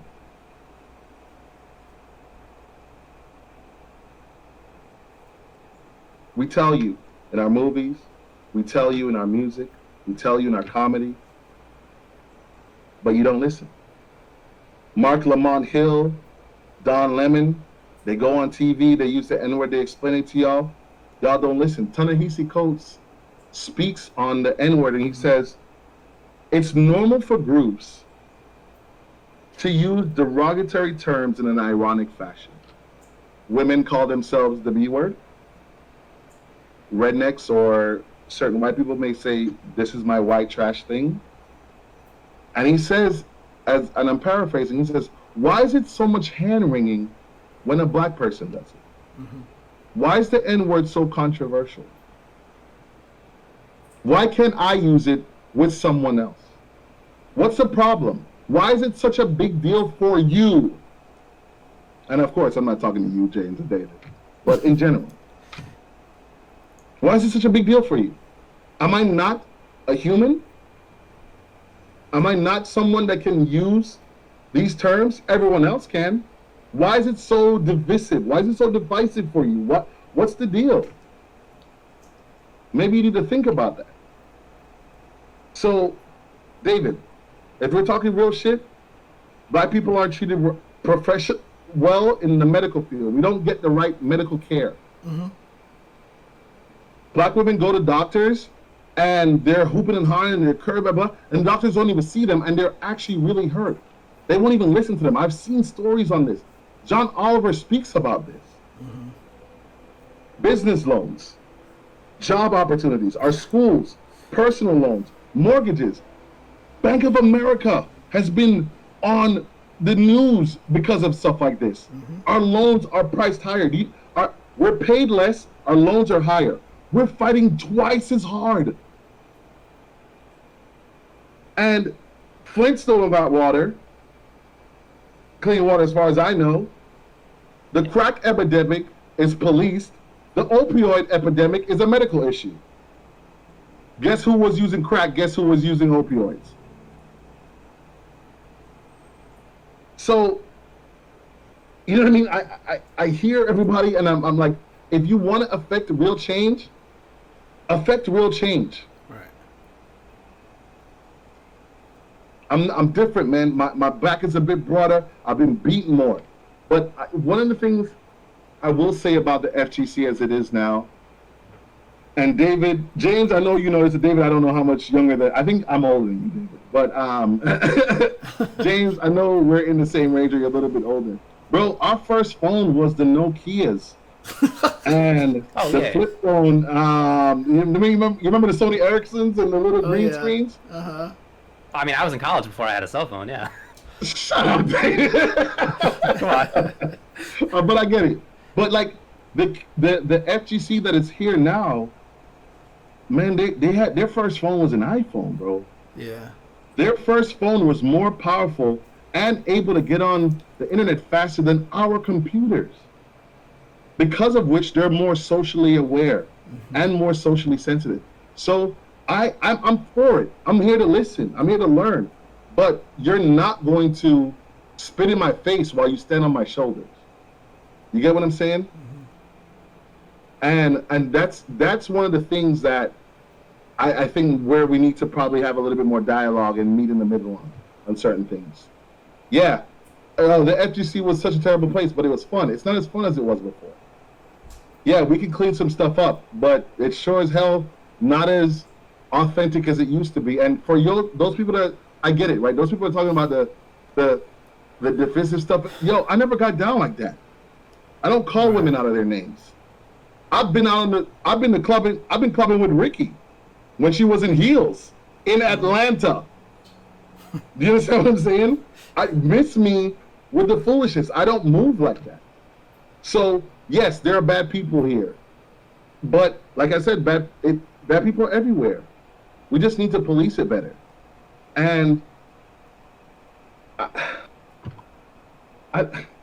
man, I don't know. It's mind-boggling. At the same time, it's like it's crazy, right? I don't want anyone to leave the FGC because of who they are and things that they can't change. And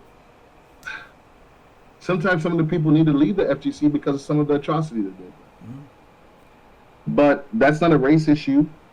It's a person issue, right?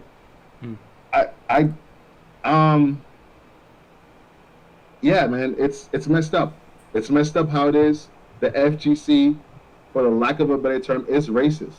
And it has a lot of issues that need to be dealt with, not just the smaller ones, but the bigger ones as well. Yeah, I mean, it comes down to what you're saying, about having people in the positions of power. People have asked me how to make the FGC more friendly for women, and I've always said, let the women decide, put them in the power. And it's kind of the same thing, for the black community as well. Get them into positions of power as well. Let them, make the changes, affect the changes that need to happen. Right, agreed. You know what I mean? It's like, I know people that are on Capcom staff or help write, training guides that were not supposed to be there. And now, you know what I mean? Like, let's be real. And it's just like, it's not an okay thing, but, you know what I mean? There's elitism in our community, and there always has been. And like, I speak to you about commentators. I don't hate on people. I think people are great, but I mean, I've known about Chris Matrix and all these other dudes on the East Coast a lot longer than I've known about Sajam. And I used to play games with Vicious. Vicious used to be in tournaments with me. How is Vicious being tagged before some of these people that we went to tournaments seeing them commentate on? David, I know for a fact that me and you have been in tournaments and seen Chris commentate on Marvel live. Mm-hmm. You talk about Chris not doing commentary now? No, Chris Matrix. Yeah. I mean, you've been. No, I'm not saying he's not doing live commentary now. What I'm saying is that he didn't get on until later. Right. We see this stuff, man. Like Cuddle Court says, it's disheartening. Mm-hmm. I can't commentate. I don't have that skill set. I don't have that. Bro, y'all are amazing to me, man. I can't. Like, shut up, David. But for real, I don't have that type of that verbal acuity to do that, or that acumen to do that so quickly. Did you hear what you just said? I don't know. I know, right? Listen, being able to speak and having delivery is one thing. Being able to do it on the fly is another. Dude, you're talking to a person who says and like 7,000 times and say, is it gonna kill like 7 bazillion times, dude? Trust me. It's like... No, listen. I salute you guys. You know what I mean? You do something that I can't. And I respect that because the FGC is like it's an open market, right? And it's also an emerging market. So there's so many different avenues and ways that we can go, but it's just like, are we putting the right people in the right places, and are we making sure, are we making a concerted effort to make sure that it happens? I mean, what can you say though? I mean, about like, how do you feel about the fact that, you know, final round, you know, all of Big E's tournaments, Evo, you know, they were all created and, you know, by black members of the fighting game community. So, you know, does that's amazing. Do you feel but like here's the thing, right? If anybody were to ask you who's the face of Evo, people would say Mr. Wiz. Right. Okay. I don't know if that was a strategic move, or they're just shy people. I've never talked to the Cannons. My OG knows the Cannons. You know what I mean? Lee Lamb, Kaya Hicks, all those people that taught me the game know them by first name. You understand what I'm saying? No set. So I can't speak to their personality types, and yeah, I agree. But like I said, okay, final round used to be the place where the character releases happen and all the Tekken stuff happened. Now it's Combo Breaker. Okay? Larry, like I said in my video, yeah, he's not an awesome businessman. Were there things set in place to train him to be better, to help him to be more astute about the changes that were going into FGC? Nah, figure it out on your own. Now, I'm not saying that we need a handout. I'm not saying that. I'm not begging or asking for handouts. But there were people behind the scenes and things were moving where, hey, educate this man. He doesn't know how to do this. Larry works in construction. Of course he's not a businessman. I'm an accountant. I understand the importance of marketing. If people don't sell stuff, I don't have a job. I can't balance your books unless there's money coming in. But does he understand that? No, he builds stuff. Mm-hmm. He's a civil engineer working type of person. Right? But he's also been a staple in his community. When the market shifted and it changed, like this board that I forgot which one of the I think it was Amanda, is that her name? Yeah. In the beginning that I was talking about? Yeah. Uh-huh. Well, like, is there some type of educational board? Are we getting together and are like in Atlanta, right? Killer Mike and all those people talk about governors that get put into place, and they make sure that black people get contracts to help build airports and roadways. If we're gonna mirror outside and good stuff and inclusive stuff, let's do it all the way. I'm not about the cosmetic stuff, man.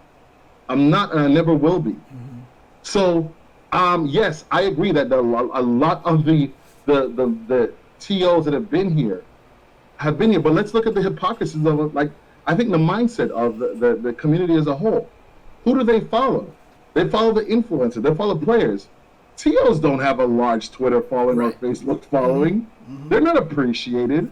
All the hard work and all the capital investment that they make in order to create platforms for you to become great on. We don't get that type of respect. They follow the players that come out with a new tech and talk crazy on the internet. If that's the case, why aren't so many more people following Big E? Why aren't so many more people following Final Round? Mm-hmm. Maybe some people need to start thinking about this stuff, man. Like, take a step back and really analyze. Process the data that you get, and then you'll be okay. So, you know what I mean? That's my thoughts on it. I think there's more that could be done. But there's favoritism and there's other stuff. I don't want to talk about, I don't want to do name calling, but why would you go to Daytona Daytona's a known racist city. We grew up in Florida. We know that. Freaknik used to be there. Bike Weekend used to be there. We know. People have told stories. Why would you put your customers in a place where they could possibly not be safe?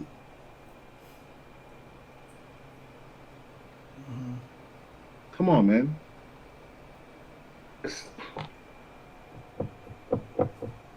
Yeah, I don't speak up often because people really don't want to hear. Well, I appreciate you speaking, dude. Yeah, that's why we have this episode. That's why we have you on, right? Because we want people to say these things. We want to get these messages out that people don't have an avenue to say these things. You know, to educate. I honestly do. And as I told you in the message, I trust you. That's the why I came here. Okay. I appreciate that as well. Yeah. All right, man. I think I'm emotionally drained and done. All right. But by the way, I read Between the World and Me a while ago by Ta-Nehisi Coates. Yeah. I mean, it's a very different perspective than I ever had growing up, for sure. So really valuable to me to understand, or to get a glimpse of what it's like for somebody else. Right.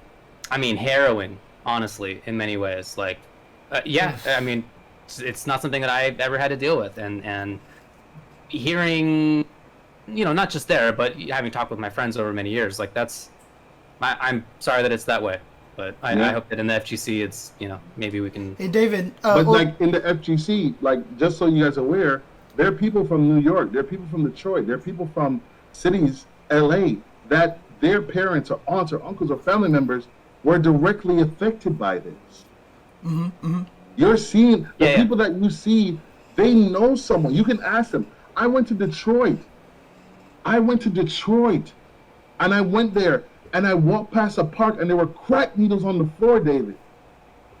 You don't understand, but yet still, you got corn that comes out of Detroit, and the first thing that they do is that they're selling merchandise, and they're entrepreneurs, and people may want to talk negative about them, but like I said about the word and the N-word, it's sacred for us. These men were entrepreneurs, but what did they get accused of? Stealing.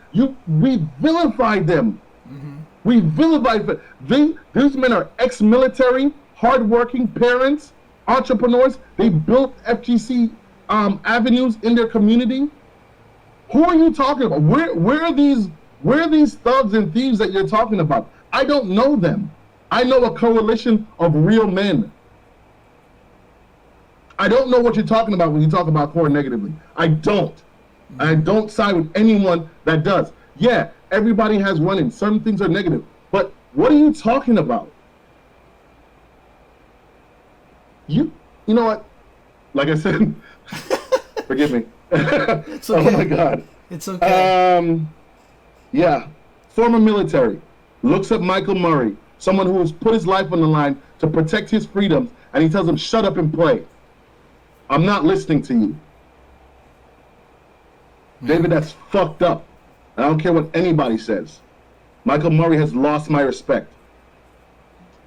What he did was wrong. So, yeah, I'm sorry. I'm done. I don't want to do this on your platform. No, absolutely. And absolutely. I've said a bit of my piece, and I hope that people are listening. Capcom, I hope you're listening. Who made that decision? How you mad for us? Come on, man. Yeah. That's all I have to say. I'll shut up now. Okay. All right, buddy. Thanks for coming on. No, thank you for having me. David, James, salute, gentlemen. No, I mean, do you have any sort of FGC projects coming up or anything like that, or anything you want to plug as well? Yeah, I have, my company, we do online tournaments every Monday, and like what HellPockets said, when George Floyd came on, man, that shit hit me hard, man. I couldn't sleep. Yeah. I don't want to do the tournaments, and it's my staff, like Nate and Oscar, that give me the wind under my wings to keep on doing this stuff. And because, like, I'm telling you, as a black person in the FGC, and I know all this stuff, and I know the history of stuff, I want to back out. I don't want to participate anymore. I don't want to play your games anymore. It's not okay. I want to play games with my friends, and and that's it. Yeah, so that's what we're all here for, right? Just to man. play some games. You know what I mean? And I mean, that's the thing, right? A lot of people who are upset with a lot of the political conversation, with a lot of the talk, and they're like, "Can't we just go back to playing games?" That's the reason why we are having these political talks, is because there's so many people out there who can't go back and play games and not think about this. You know what I mean? They have to think about this every day of their lives. So when you say, can we stop talking about it and go play our games? That's why we're talking about it. So everybody can go back and just play some games, because that's what we're here to do. All right. I know I was leaving, but I'll share this one last thing with you. Okay. I'm sorry. No. So when I greet Pork Chop, when I greet Video, and all my other homies and stuff like that, when we're loud, we get loud and we slap each other's hand and we hug each other. You know what we say in each other's ear? Yo, how's your family? How are your kids? Everybody's good? Yeah, son. And that's when we're loud. And the moment that we verify everything is straight, but now let me go beat your ass, bro. And then we break off and we're loud again, because we know that seeing you again was a blessing. Dave Chappelle said, "You're a goddamn hero if you survive this shit." It's real. It's an accomplishment. To see each other again. Yeah. Yeah. Yeah. That's why we're loud. That's why we play spades. That's why we act the way we do. It's family. It's connectivity. It's a conversation. It's breaking bread.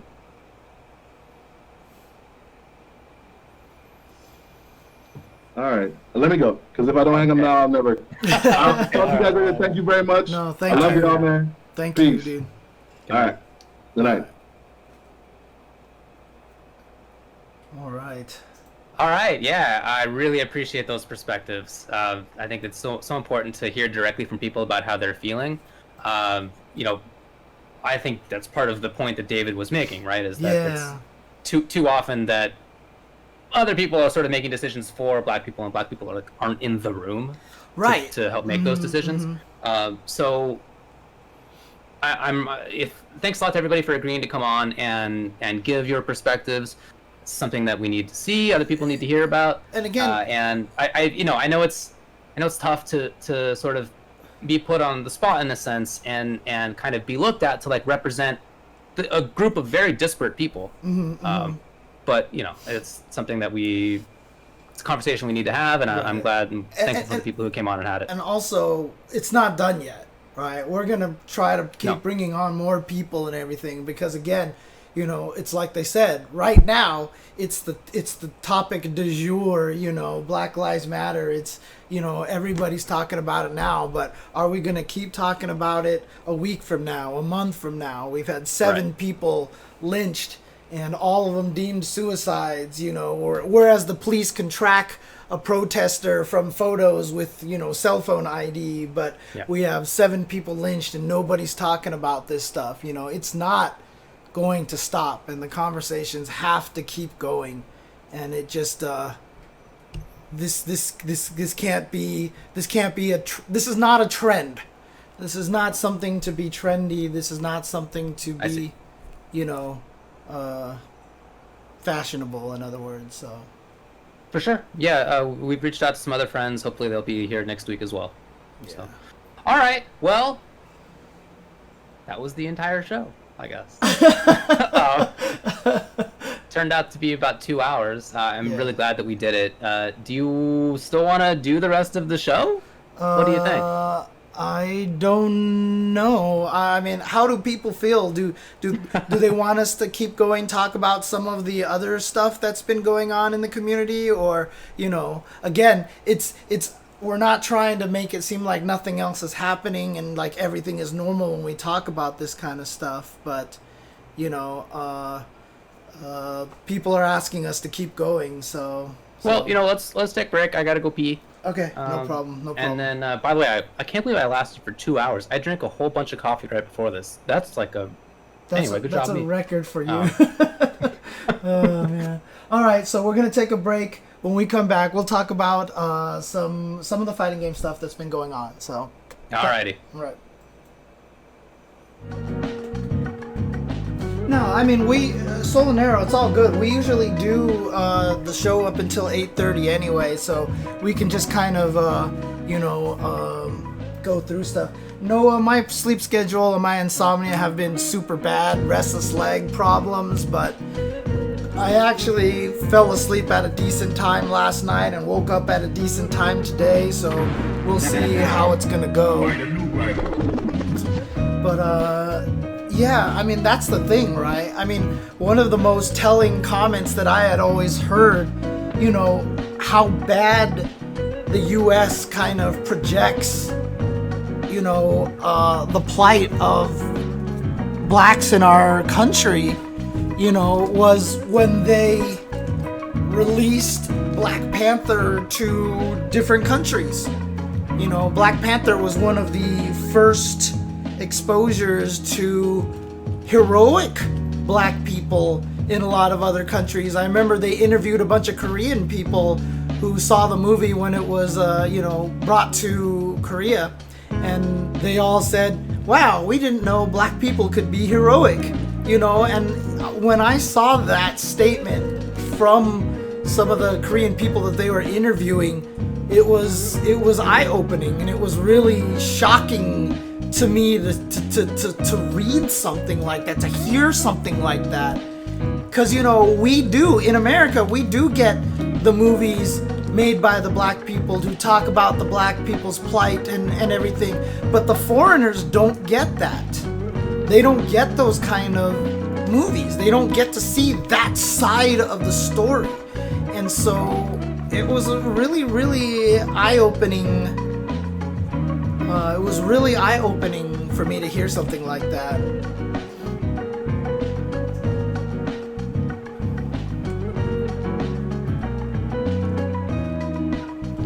Yeah.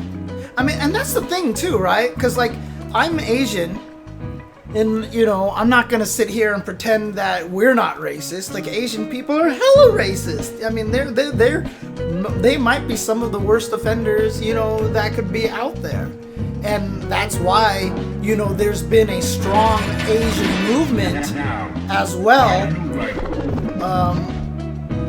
There is a strong movement amongst Asians to support the Black Lives Matter because, and to educate our parents. There was actually posts on how to say things, how to explain Black Lives Matter in our native languages to our parents.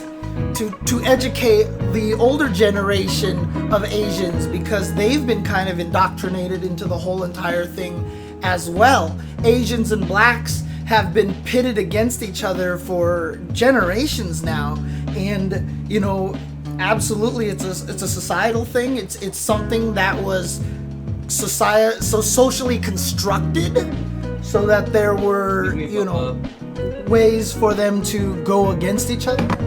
Alright, sorry about that delay. There were cat happenings. No, it's okay. It's okay. I'm just talking about a lot of things about the Asian perspective and how, you know, Asians are every bit as racist. And in fact, you know, a lot of the modern generation of Asians have done a lot of work to try to educate the older generation. Asians have been putting out tweets and posts of how to explain Black Lives Matter to your non-English speaking parents and grandparents and such, you know. Okay. And to really educate, because, you know, that's something that needs to happen as well.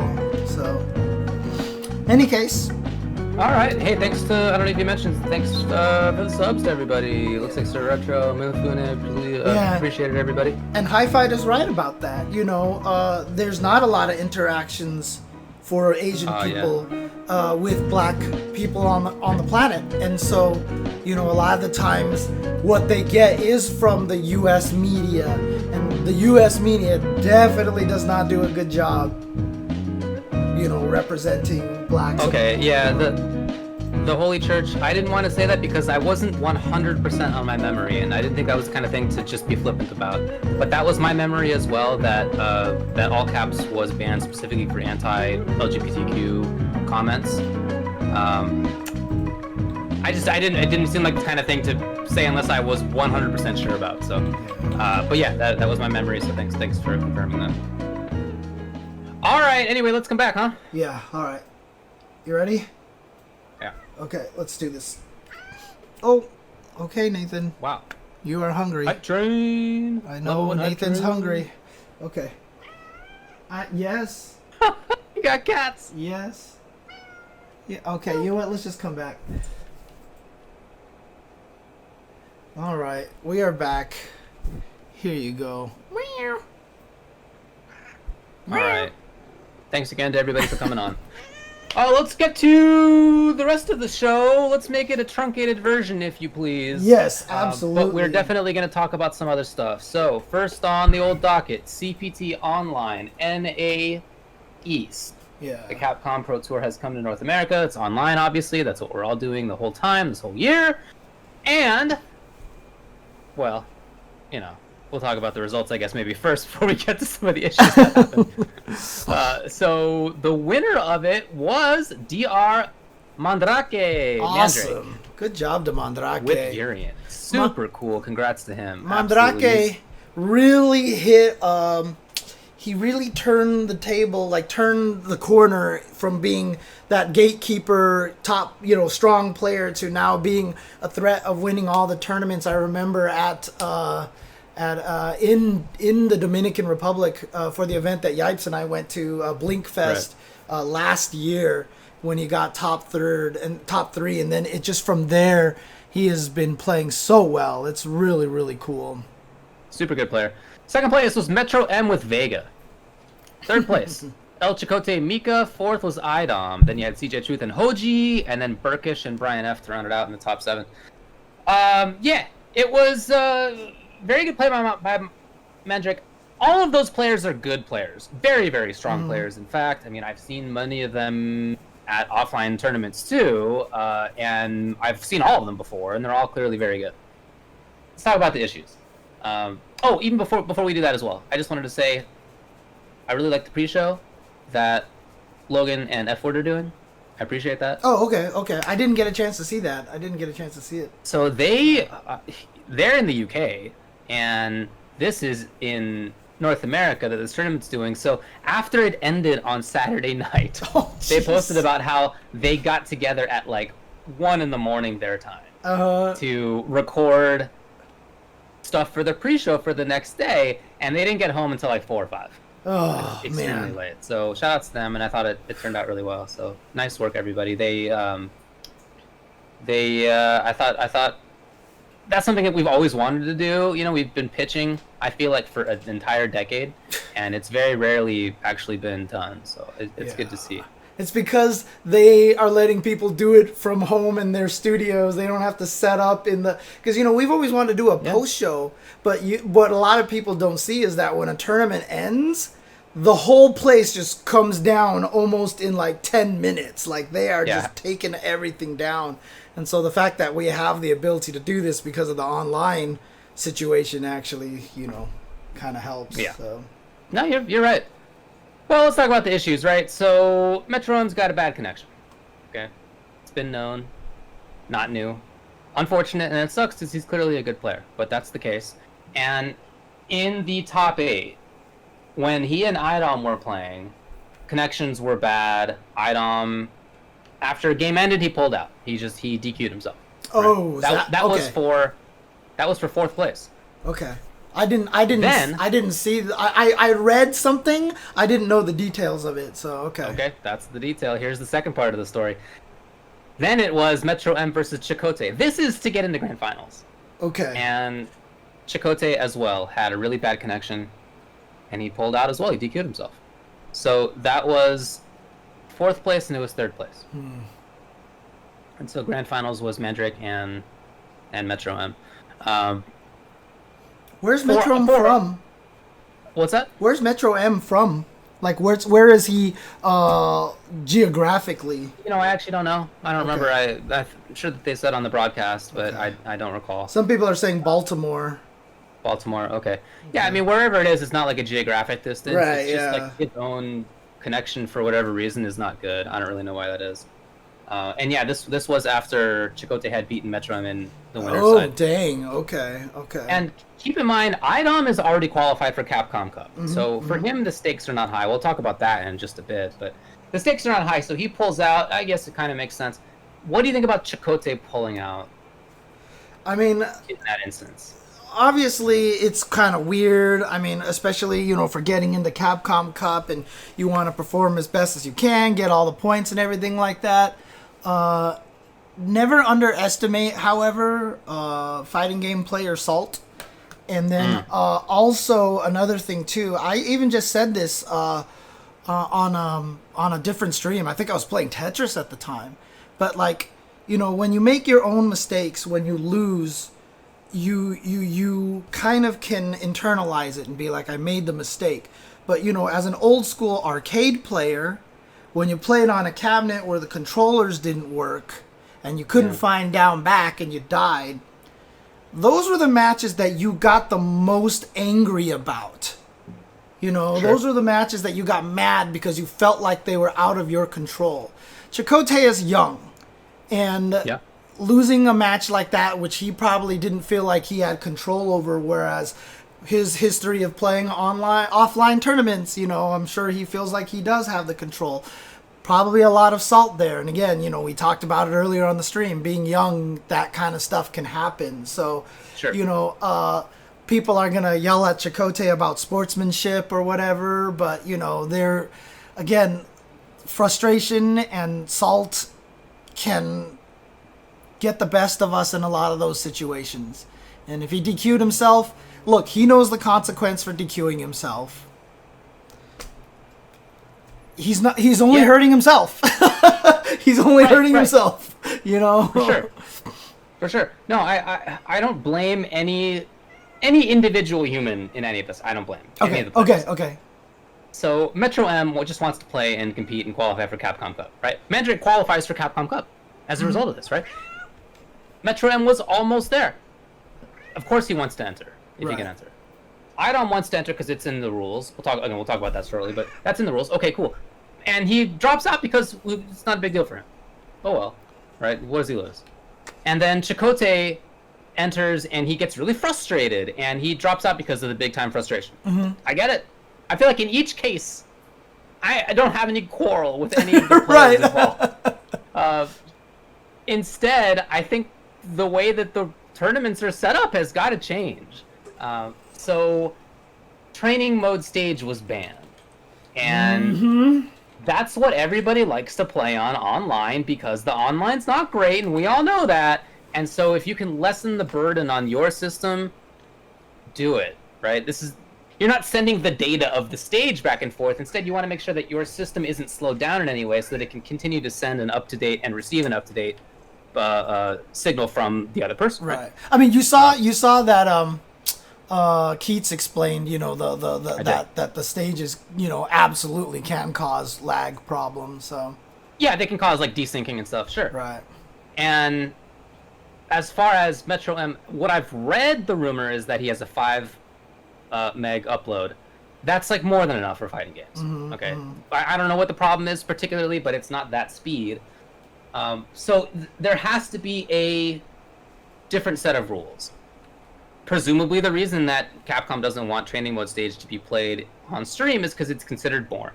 Well, but that's it all came from Street Fighter 4, where everybody would play on training mode stage and it just looked bad, and so they banned it from Street Fighter 5 so we could get the variety. And of course they sell stages and things like that. I'm sure they want to promote that kind of thing, but that's their bad. They're the ones who have to fix that. And I think in the meantime, they should not be penalizing players who have purchased their game, right, and have spent who knows how many hours and how much money on the various things you can buy within the game.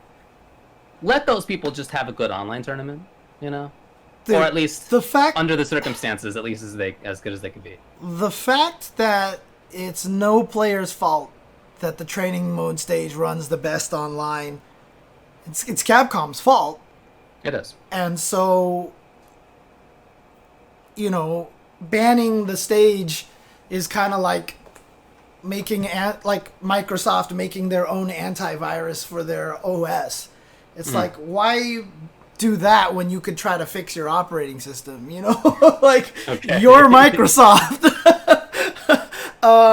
So, you know, you're Capcom. Why are you banning the only stage that plays online as part of your rule as opposed to fix the online?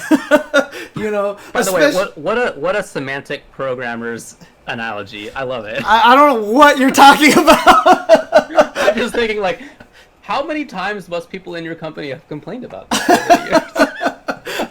But, you know, especially because there has already been a user-created patch that worked better than anything that they have right now.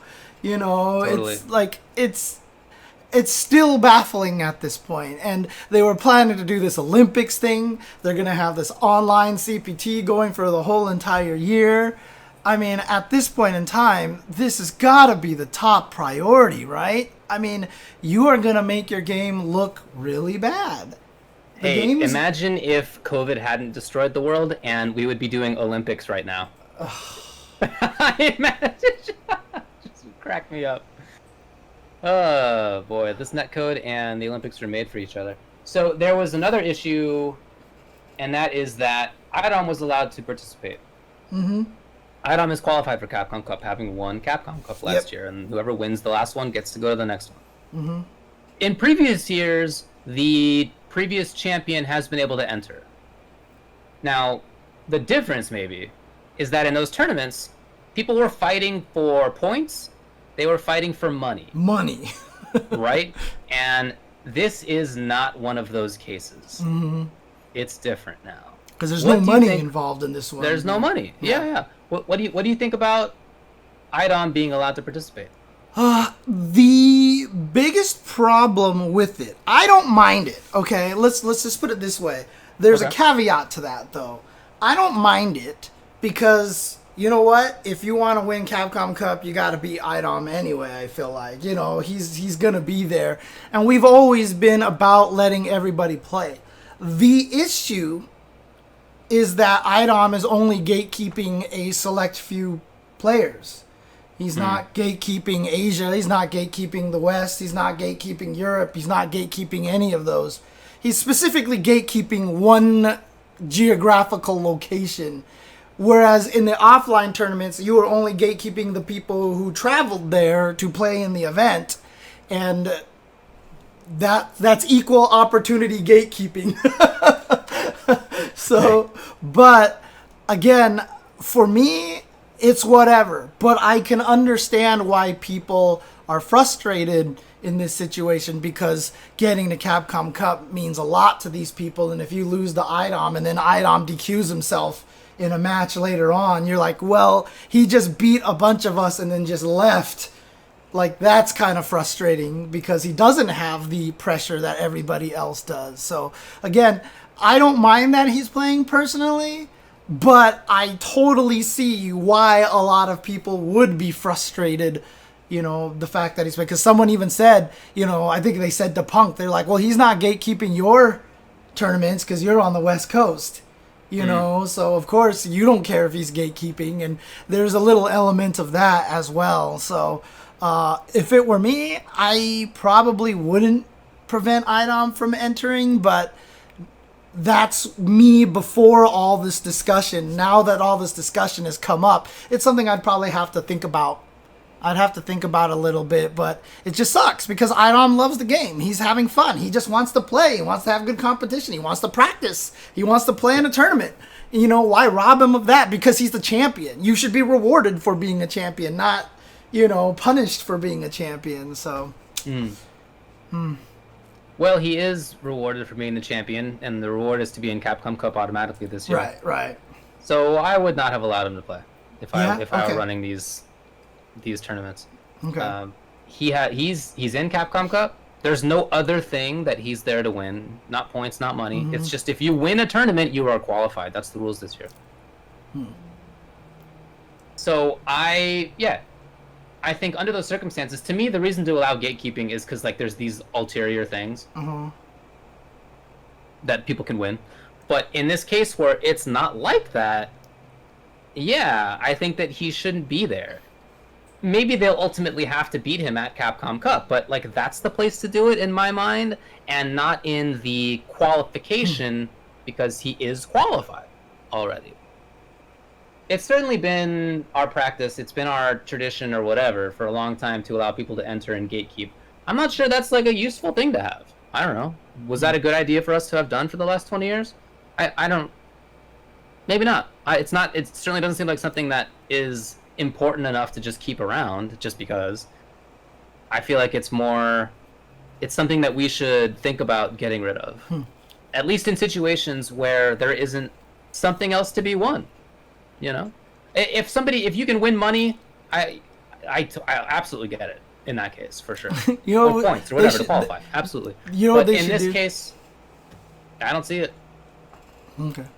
No, what I was thinking is what they should do is just have it so that for the East Coast tournaments, you know, after Grand Finals is over, have the players play IDOM just for fun, just like. You're required to play against IDOM, anyway, yeah. You know, so IDOM can just show up, get some practice against these top players, and you know, give those players like, you know, free bison bucks or something if they can beat IDOM.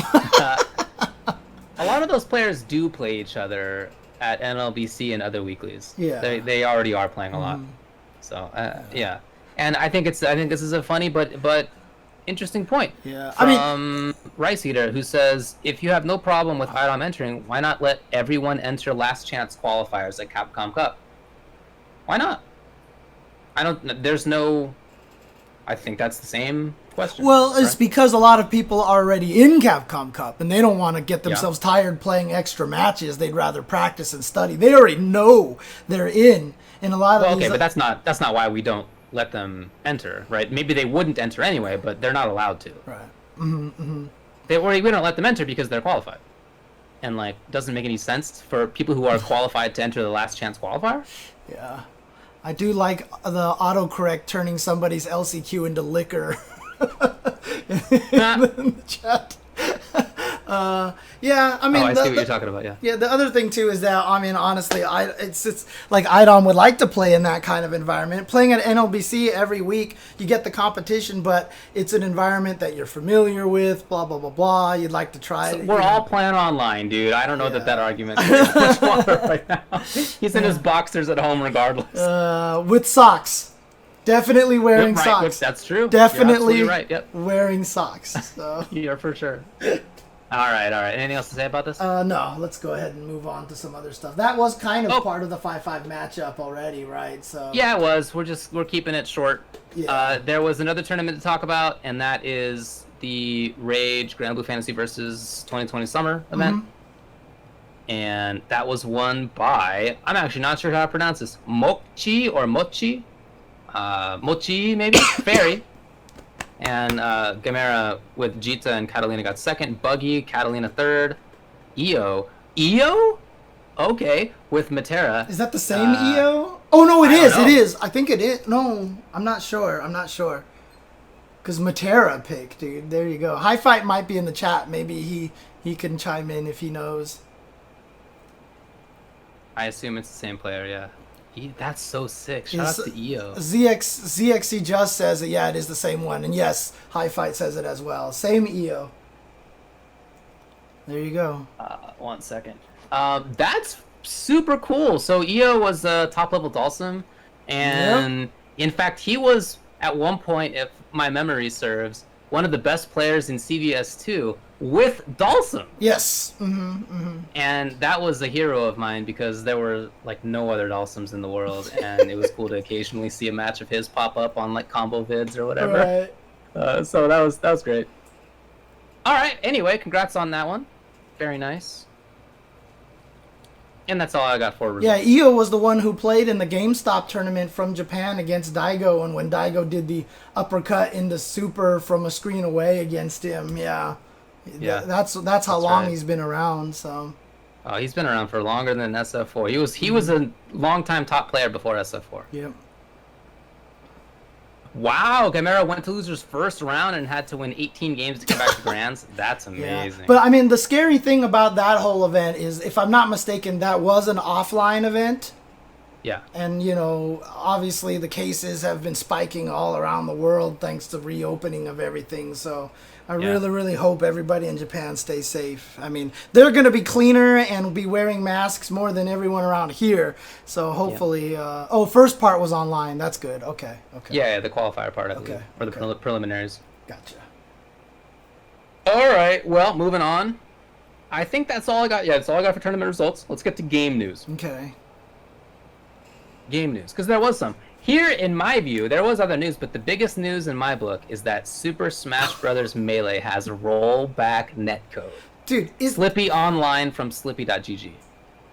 That guy's ridiculous. I mean, the incredible. the community is ridiculous. Incredible. They are so good at what they do. Well, I mean, it's not like our community didn't come up with a patch that fixed the rollback netcode that got summarily, banned. But, but still, to get Project Dolphin to support, I don't know if it has save states naturally in the emulator itself.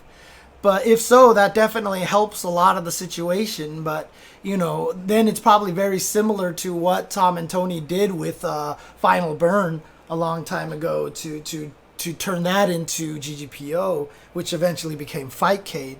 But, I mean, I put out a tweet and I asked people how it felt. How does the online Melee feel? And they're like, it's amazing. Yeah. They all said it's amazing, and they said like Leffen was playing someone from the Northwest in the U.S. or something, and it was like terrible ping or whatever, but it played great, and everybody's doing the things, and they said that everybody's so happy about it, and that's amazing. It's so cool. It's so cool. I was just going to make the same point that Child of Sea made, where they say Melee has been immortalized forever because of rollback netcode. I absolutely agree. This is the thing that puts Melee into the realm of forever games. Yep. For sure. Hey, look, it's already been 20 years, like it would have lasted, right? Yeah. But the fact that now you can play online from anywhere in a game that just didn't even have netcode, it just wasn't a feature of the game until people invented it several years ago. I mean, that's the thing that makes this game last. It's an infinite game at this point. Just yesterday, I was playing Super Turbo on 30th anniversary offline with somebody, and that experience wasn't even great. Like, the online experience of the 30th anniversary isn't great either, but could you imagine if it was? Like, man, then all those games would be like forever games and everything. But yeah, having good online definitely puts you into that category. The question now is, can Nintendo do anything to stop it or put a cease and desist on it? I mean, they haven't done anything to Project Dolphin in the past, right? At least not that I know of. And, it's not like they're modifying the code like they did for Brawl and Project Melee, where they were literally making a different game. It's the same game, just played with better netcode that wasn't part of the game in the first place. So, maybe Nintendo doesn't do anything to it, hopefully. And my gut is to say that it is infringing, but I don't know. And I'm very encouraged, actually. So there's like 5 other esports lawyers in the world, and one of them is a guy named Harris Peskin, and he is a big Smash head. He's been playing Smash for a long time. He's been competitive in it. And he had a tweet where he was like, this was my favorite project to work on, or one of my favorite projects to work on. Oh, okay. So they consulted a lawyer for sure, and I don't know what he said, or I don't know about that, but the fact that they talked with him and that he is public about it and that they released it makes me think that like they got something, that they're doing it right in some way. Yeah. I don't know what that is, but I was very, very happy to see that Harris was involved in it in some way, because that makes me think that there's a little bit more security in there. Yeah. I don't know. We'll see. Okay. Cool. Super cool. So shoutouts to Slippy. In Super Smash Bros. Ultimate, Min Min from ARMS announced. Mm-hmm. Yep. Well, Ran I in Ultimate. I just love that. As soon as she does the boom pose, all you hear is "Well, I la mien." I was like, "Oh, I understood that. I understood that." Yeah, I love ramen is what she says in there. It's because she's obsessed with ramen. But yeah. Yeah, she works at a ramen house, I guess. I think it's funny because like when you watch that Nintendo Direct, they're like, "Why did we choose Min Min?" Because the ARMS director said, "Put Min Min in there." Yeah. That was it. No Twintel waifus in the game, I guess. So she looks really interesting. Dude, what a crazy looking Very character. interesting design. I'm so happy with how Smash Ultimate has done it. You know, there's so many unique characters in this game, and they've continued to pump out unique ones. So she's Conra. I mean, she has these far ranged buttons. She's better at range than she is up close. Her far range buttons don't have hurt boxes. They like specifically showed that, which I was like, wow, I can't believe they showed that off. And she has a ranged grab as well, which doesn't even look like it's like a tether kind of animation. It's just like a and that's very interesting. And she's got these weird complexities about her with the movement and the different arms. She could use the two arms at once. She can go A and then B, B then A. Yeah. She has a command jump. Like, it's Conra. Dude, and they are so cool. Really just taking it to whatever level they can go in Smash Brothers now. You know, what they're doing. I mean, they gave Terry a mini super if he has a high percentage that he can just activate at any point in time. You know, they made Ryu and Ken so that they don't, and Terry so they don't turn around and things. And you notice that with Twintel, she's one of the only characters that I think that does this. She does the Gil from Street Fighter V. They didn't even talk about it in the display, but when she turns around, she stays with her back facing you. When she's facing left, her back is facing you, I think. And when she turns around... I'm sorry, not Twintel, Min Min. And none of the other characters do that, if I'm not mistaken, right? They're always kind of like forward-facing, right? No, you're thinking the opposite, I think, is that Terry always looks at the opponent, right? Isn't that what the deal is? Well, no. I'm talking about, like, when Luigi is... If there's two Luigis, and one's facing left and one's facing right, is it like Tekken? You see the back of Luigi on the other side and the front of Luigi on the other side? So, because the thing is, like in Street Fighter, no matter which side you're on, your front, you're halfway turned, so the front of it. Oh, you do see the back of them. Okay. Yeah, I think it's just the fighting game characters that are always looking at each other. Yeah. No. I was wondering if they did the mirror image thing or not, but I guess they don't. Okay. Never mind then. Never mind. It's because Gil, he's the only character in Street Fighter V that you see his back when he's on the other side. Because they didn't want to mess up the colors and the arm leaning forward being the ice one and stuff like that. So, okay. Never saw it. Okay. But okay, duly noted. So Min Min in Smash. And I thought it was cool, too, that SylverRye was so open about how he views the character. He was like, this character's really going to do well in some matchups, but really going to struggle in others. Like, he was very... They're designing characters in a way that I don't think they did years ago. It just seems like a different design process. They're certainly coming out with different kinds of characters. Not just that they are guests, but that they are so unique. You know, almost all of them have been really unique. Yeah, before it just felt like, what would this character do? Let's make him do it. Whee! You know? Yep. But yep. I mean, maybe that is what they kind of did with Min Min, and it just ends up with her being that way, but... Maybe, but still, they are recognizing that. You know, again, I see in like a competitive sort of way. Yeah, I see what you're saying. And although they've certainly come out with competitive games, I don't know that was the intention. And it's still so crazy that he always demos things by playing both characters at the same time on two controllers. You got to see his little apartment there. I thought that was pretty cool. Where he's like, in my head, the reason that you couldn't really see outside is that he's in a building that's so high up. He lives in such a fancy penthouse that it's all cloud outside. Oh right, yeah. It's probably true. I don't know. It's probably true. I don't know. But I mean. All right, and then what's up? No, go ahead. In Samurai Shodown, Warden from For Honor is announced for the game. Was it officially announced? It sure was. Oh, okay, because I saw the rumors of it. I saw the rumors of like the someone who figured out what the silhouette was, but I didn't see the actual official announcement. I saw people speculating it because the silhouette fit perfectly, but that's kind of a crazy pick. I was not expecting that, but did they have a trailer for him?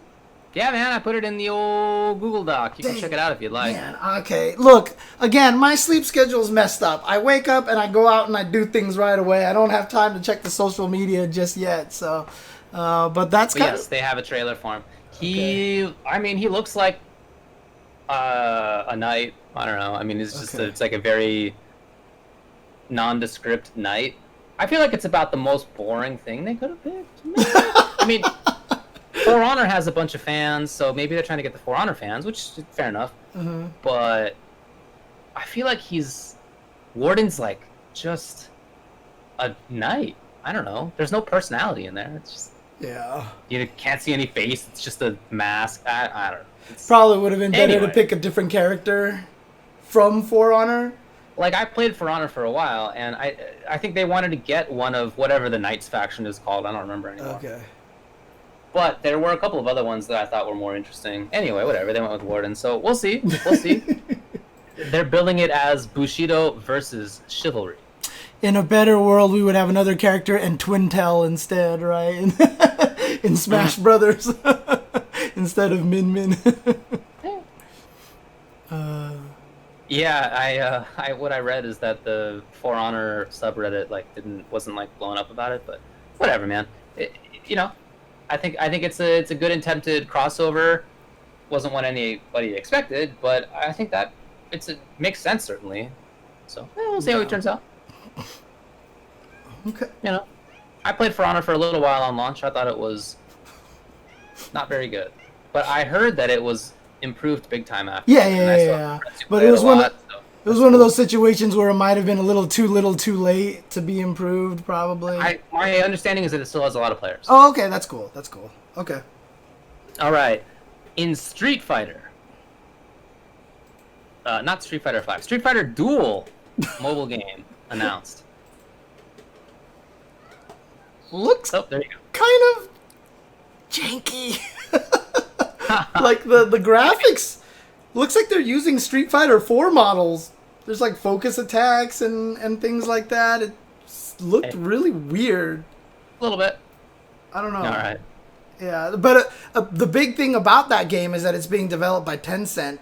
And, it's very interesting that they have a partnership with them there. They did Gung Ho with Tekken. It really seems like Capcom's trying to figure out how to farm the Street Fighter franchise or, their IPs to different mobile companies and see how they work out that way. All right. Well, that's all I got for game news. As far as community news, if anybody wants to enter EVO online, you have until the end of this week to do it. Registration ends June 28th. So, heads up there. Ooh, excuse me. All right. So, Chris G got released from EG. Did they say... EG put those tweets out just before we started the show. Quote, "We at EG value each member of our community and have zero tolerance for harassment. After investigation, it was evident that Chris's statements, though made in 2017, continue to have real harmful impact on our community." Oh, dang. So it was based off of the 2017 comments then. Okay. It was. Okay. Yeah. I thought he did something new or something. No, I don't think there was anything new. No. Okay. So I think I'll let maybe... David spoke to this a little bit. I think I'll let his perspective on that stand. That was at this point a while ago. I guess it was Cuddle as well who spoke to this. I guess I'll let their comments stand. Yeah. But that is the news. Mm-hmm. Chris G's gone. Esports Arena Oakland. They are closing. I guess even outside of Wednesday night fights, they just weren't getting a lot of people going there or something. And then obviously with the quarantine, nobody showing up. You know how rent is up there in San Francisco area, Oakland area. I'm sure it wasn't great. So, their tweet says, "Regarding Esports Arena Oakland, Due to unfortunate circumstances, Esports Arena Oakland will not be reopening, and we will be closing our doors permanently. Can't thank you all enough, and we'll never forget all the events, weeklies, and communities who competed inside our doors. I'm just sad. So it's over. What does that mean for Wednesday Night Fights NorCal? Are they gonna have to find a new venue, or? I think that's too far ahead, to be honest. Yeah, that's probably true. I just don't know when that's gonna be. You know, I think we have to be content with having online events for the foreseeable future. We are not handling this stuff well. You know, as a country, as even states, even California, even our cities. Are not handling it great, so yeah. I think that's going to be a while off, and at that point maybe you look around and see what's left, you know, but until then no idea. Yeah, I mean it definitely is tough. I don't know if I ever told this story. Here's a story. So you remember that thing where we got nominated for commentary duo of the year? Well, I mean, it was me and someone named Ultra by David. Yeah, it was right. It was Ultra by David, who I went in their stead. Right. That was so great. And while I was there, they gave out liquor so that during the show you're a little bit rowdier. Right. Which, you know, that's fine. We're there to have fun. And that's what they do at like Golden Globes and stuff. So exactly. Yeah. Mm-hmm. So there I am sitting in the crowd, and to my side, I happen to sit on a little like set of chairs where Esports Arena people are right there. Okay. And the owner was there, and he seemed like a pretty normal dude. The other people there were just like they were marketing people. Businessy. They said this stuff. They didn't really know the games. They were going, what's that? Who's this? What's that? They were unrelated, it really felt to me, from anybody else there. And I, at that moment, was concerned. Because they had like just announced that they were going to do stuff in Walmart, right? Oh, that's right. Which never happened. No, it did happen. Yeah, they opened spots. Oh, I didn't even know. God, I thought that was my first sign where I was like, what? And my second sign was like actually meeting these people, and I just feel like they blew up way too aggressively. Now, nobody predicts COVID-19, you know, who knows how things go if that doesn't happen. But even still, it's a pretty fast blow up to go from just like a little shack in Southern California to having a spot at the Luxor, to having spots in Walmart. It was just a fast. Yeah.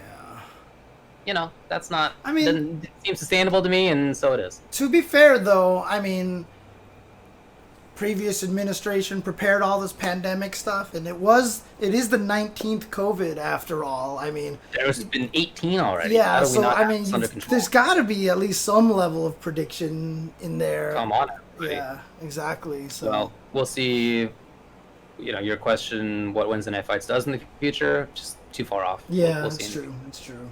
I'm just concerned for that scene, the NorCal scene, because I'm sad that they're losing that because, well, I mean, maybe they stick to online for a while because it seems like they're doing a lot of cool online stuff right now. So yeah, I think they will. Okay.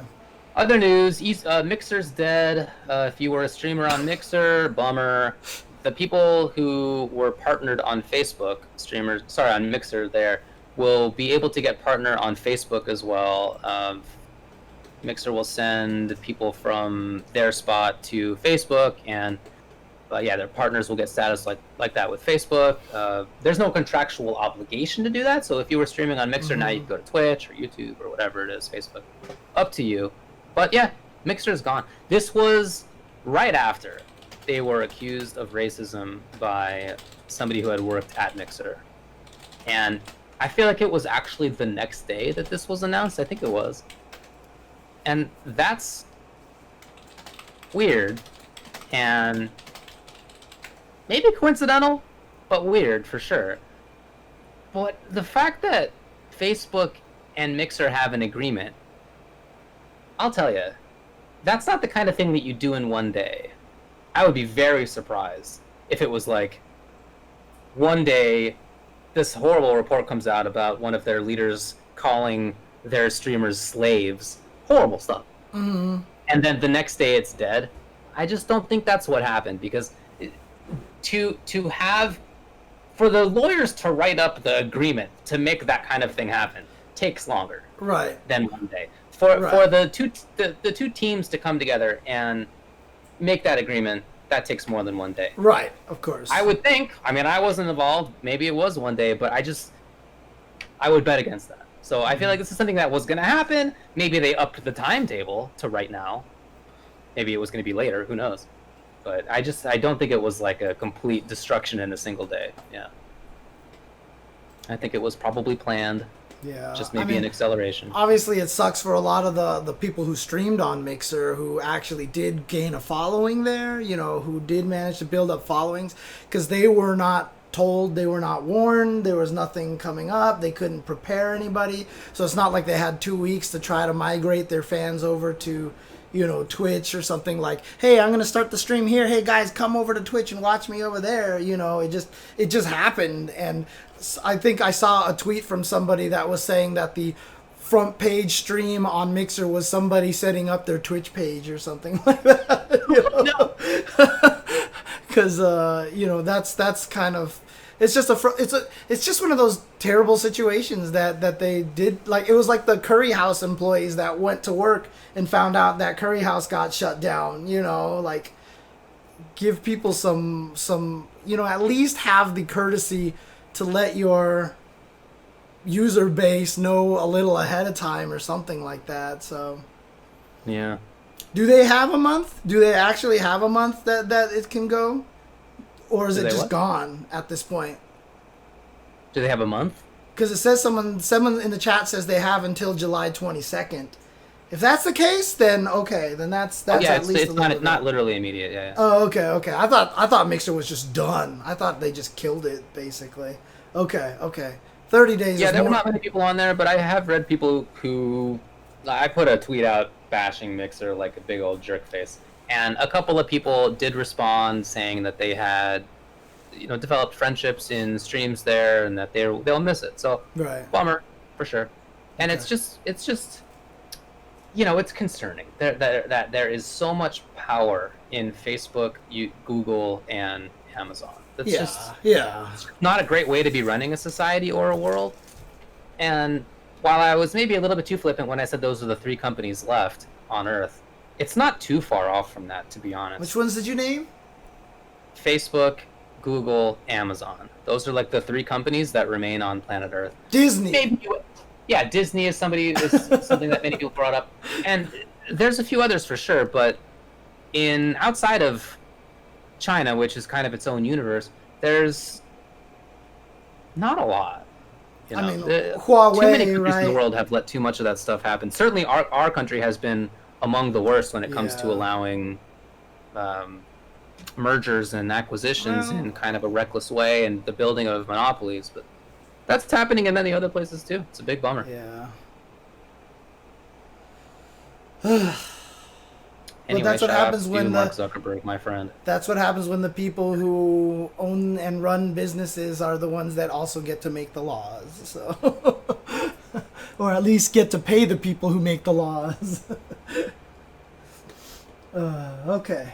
Well, I'm not sure that saying that we're a capitalist country is encapsulated by allowing monopolization. Mm-hmm. There's always been, anyway, whatever, about that later. It may not really be capitalism to have true monopolies. Just depends on how you view that. That may be an inevitability for you, or that may be something to be avoided. Just depends on your views on that topic. All right, we'll move on. During this pandemic, the richest people got even richer, dude. So it sure did. It's a big, bad world out there. All right, the last thing I had on this for community news and for news in general was that SylverRye's dad passed away from COVID-19. Ryan SylverRye is a Mortal Kombat NRS player, and super good guy. Single dad, has a daughter, and he was taking care of a lot of his family. And his dad passed from COVID-19. So I just wanted to say condolences, rest in peace. That is, it's really sorry to see. Oh. The NRS scene's been really good about it. Been supporting him. I saw efforts to raise money for funeral costs out there. I saw Foxy Grandpa boosting that. Many other players as well. That's just who jumped to mind. But I saw a lot of people on the scene doing that. So there's, at least a sort of community effort to help a little bit. The idea of that happening in COVID-19, not being able to see your dad as he passes away, and nobody can visit the hospital. That's the worst about everybody who's passing away at this time is you can't even say goodbye. They have to FaceTime you and Zoom you and stuff like that. So. Yeah, I mean that's what we were told about Blue Jay when Blue Jay passed. Right. Nobody could do that. He had been in a coma. It's not like they couldn't FaceTime him, right? I mean, he was out, and nobody got to say goodbye. So just very, very terrible news all around. Yeah, that's SylverRye, top NRS player. Yeah, very sad. All right, well, that's all I have for news. Okay. Anything else going on? No, that's, I think that there's probably not much else left to say except, again, to thank the guests that we had today on the show. Yeah. Like I said, we're going to try to bring more people on as well, to keep talking about it. This is a long-term conversation. And, remember, Black Lives Matter and, support, just try, let's all try to be good, decent human beings to each other, just like Amanda said, so. For sure. And wear a mask. And wear a goddamn mask, dude, please. Okay. Please wear a mask. Yep. Okay. Still time to take that stuff seriously. Oh, cool. Foxy Grandpa says that you can check SylverRye's Twitter if you want to donate to his to donate to his father's funeral costs. Thank you, Foxy. Thank you. Yeah, thanks, dude. Okay. All right. Well, I just want to say you mentioned that we're gonna have people on next week. I have confirmed with Sharpie and Boken so far, and I won't mention the others that we're talking with to have them on because we'll see if it works out. But those folks have told me that they're going to be involved. Okay. Cool. All right. Cool. All right. Thanks for hanging out, everybody. Oh, excuse me, Jasmine. I can't see my monitor. Please. Okay. All right. Cool. I will. Okay. I guess that's it for the night then. Okay. Cool. Thanks, guys, for watching, and take care. Peace. Oops! I forgot the bird. Hang on. The bird.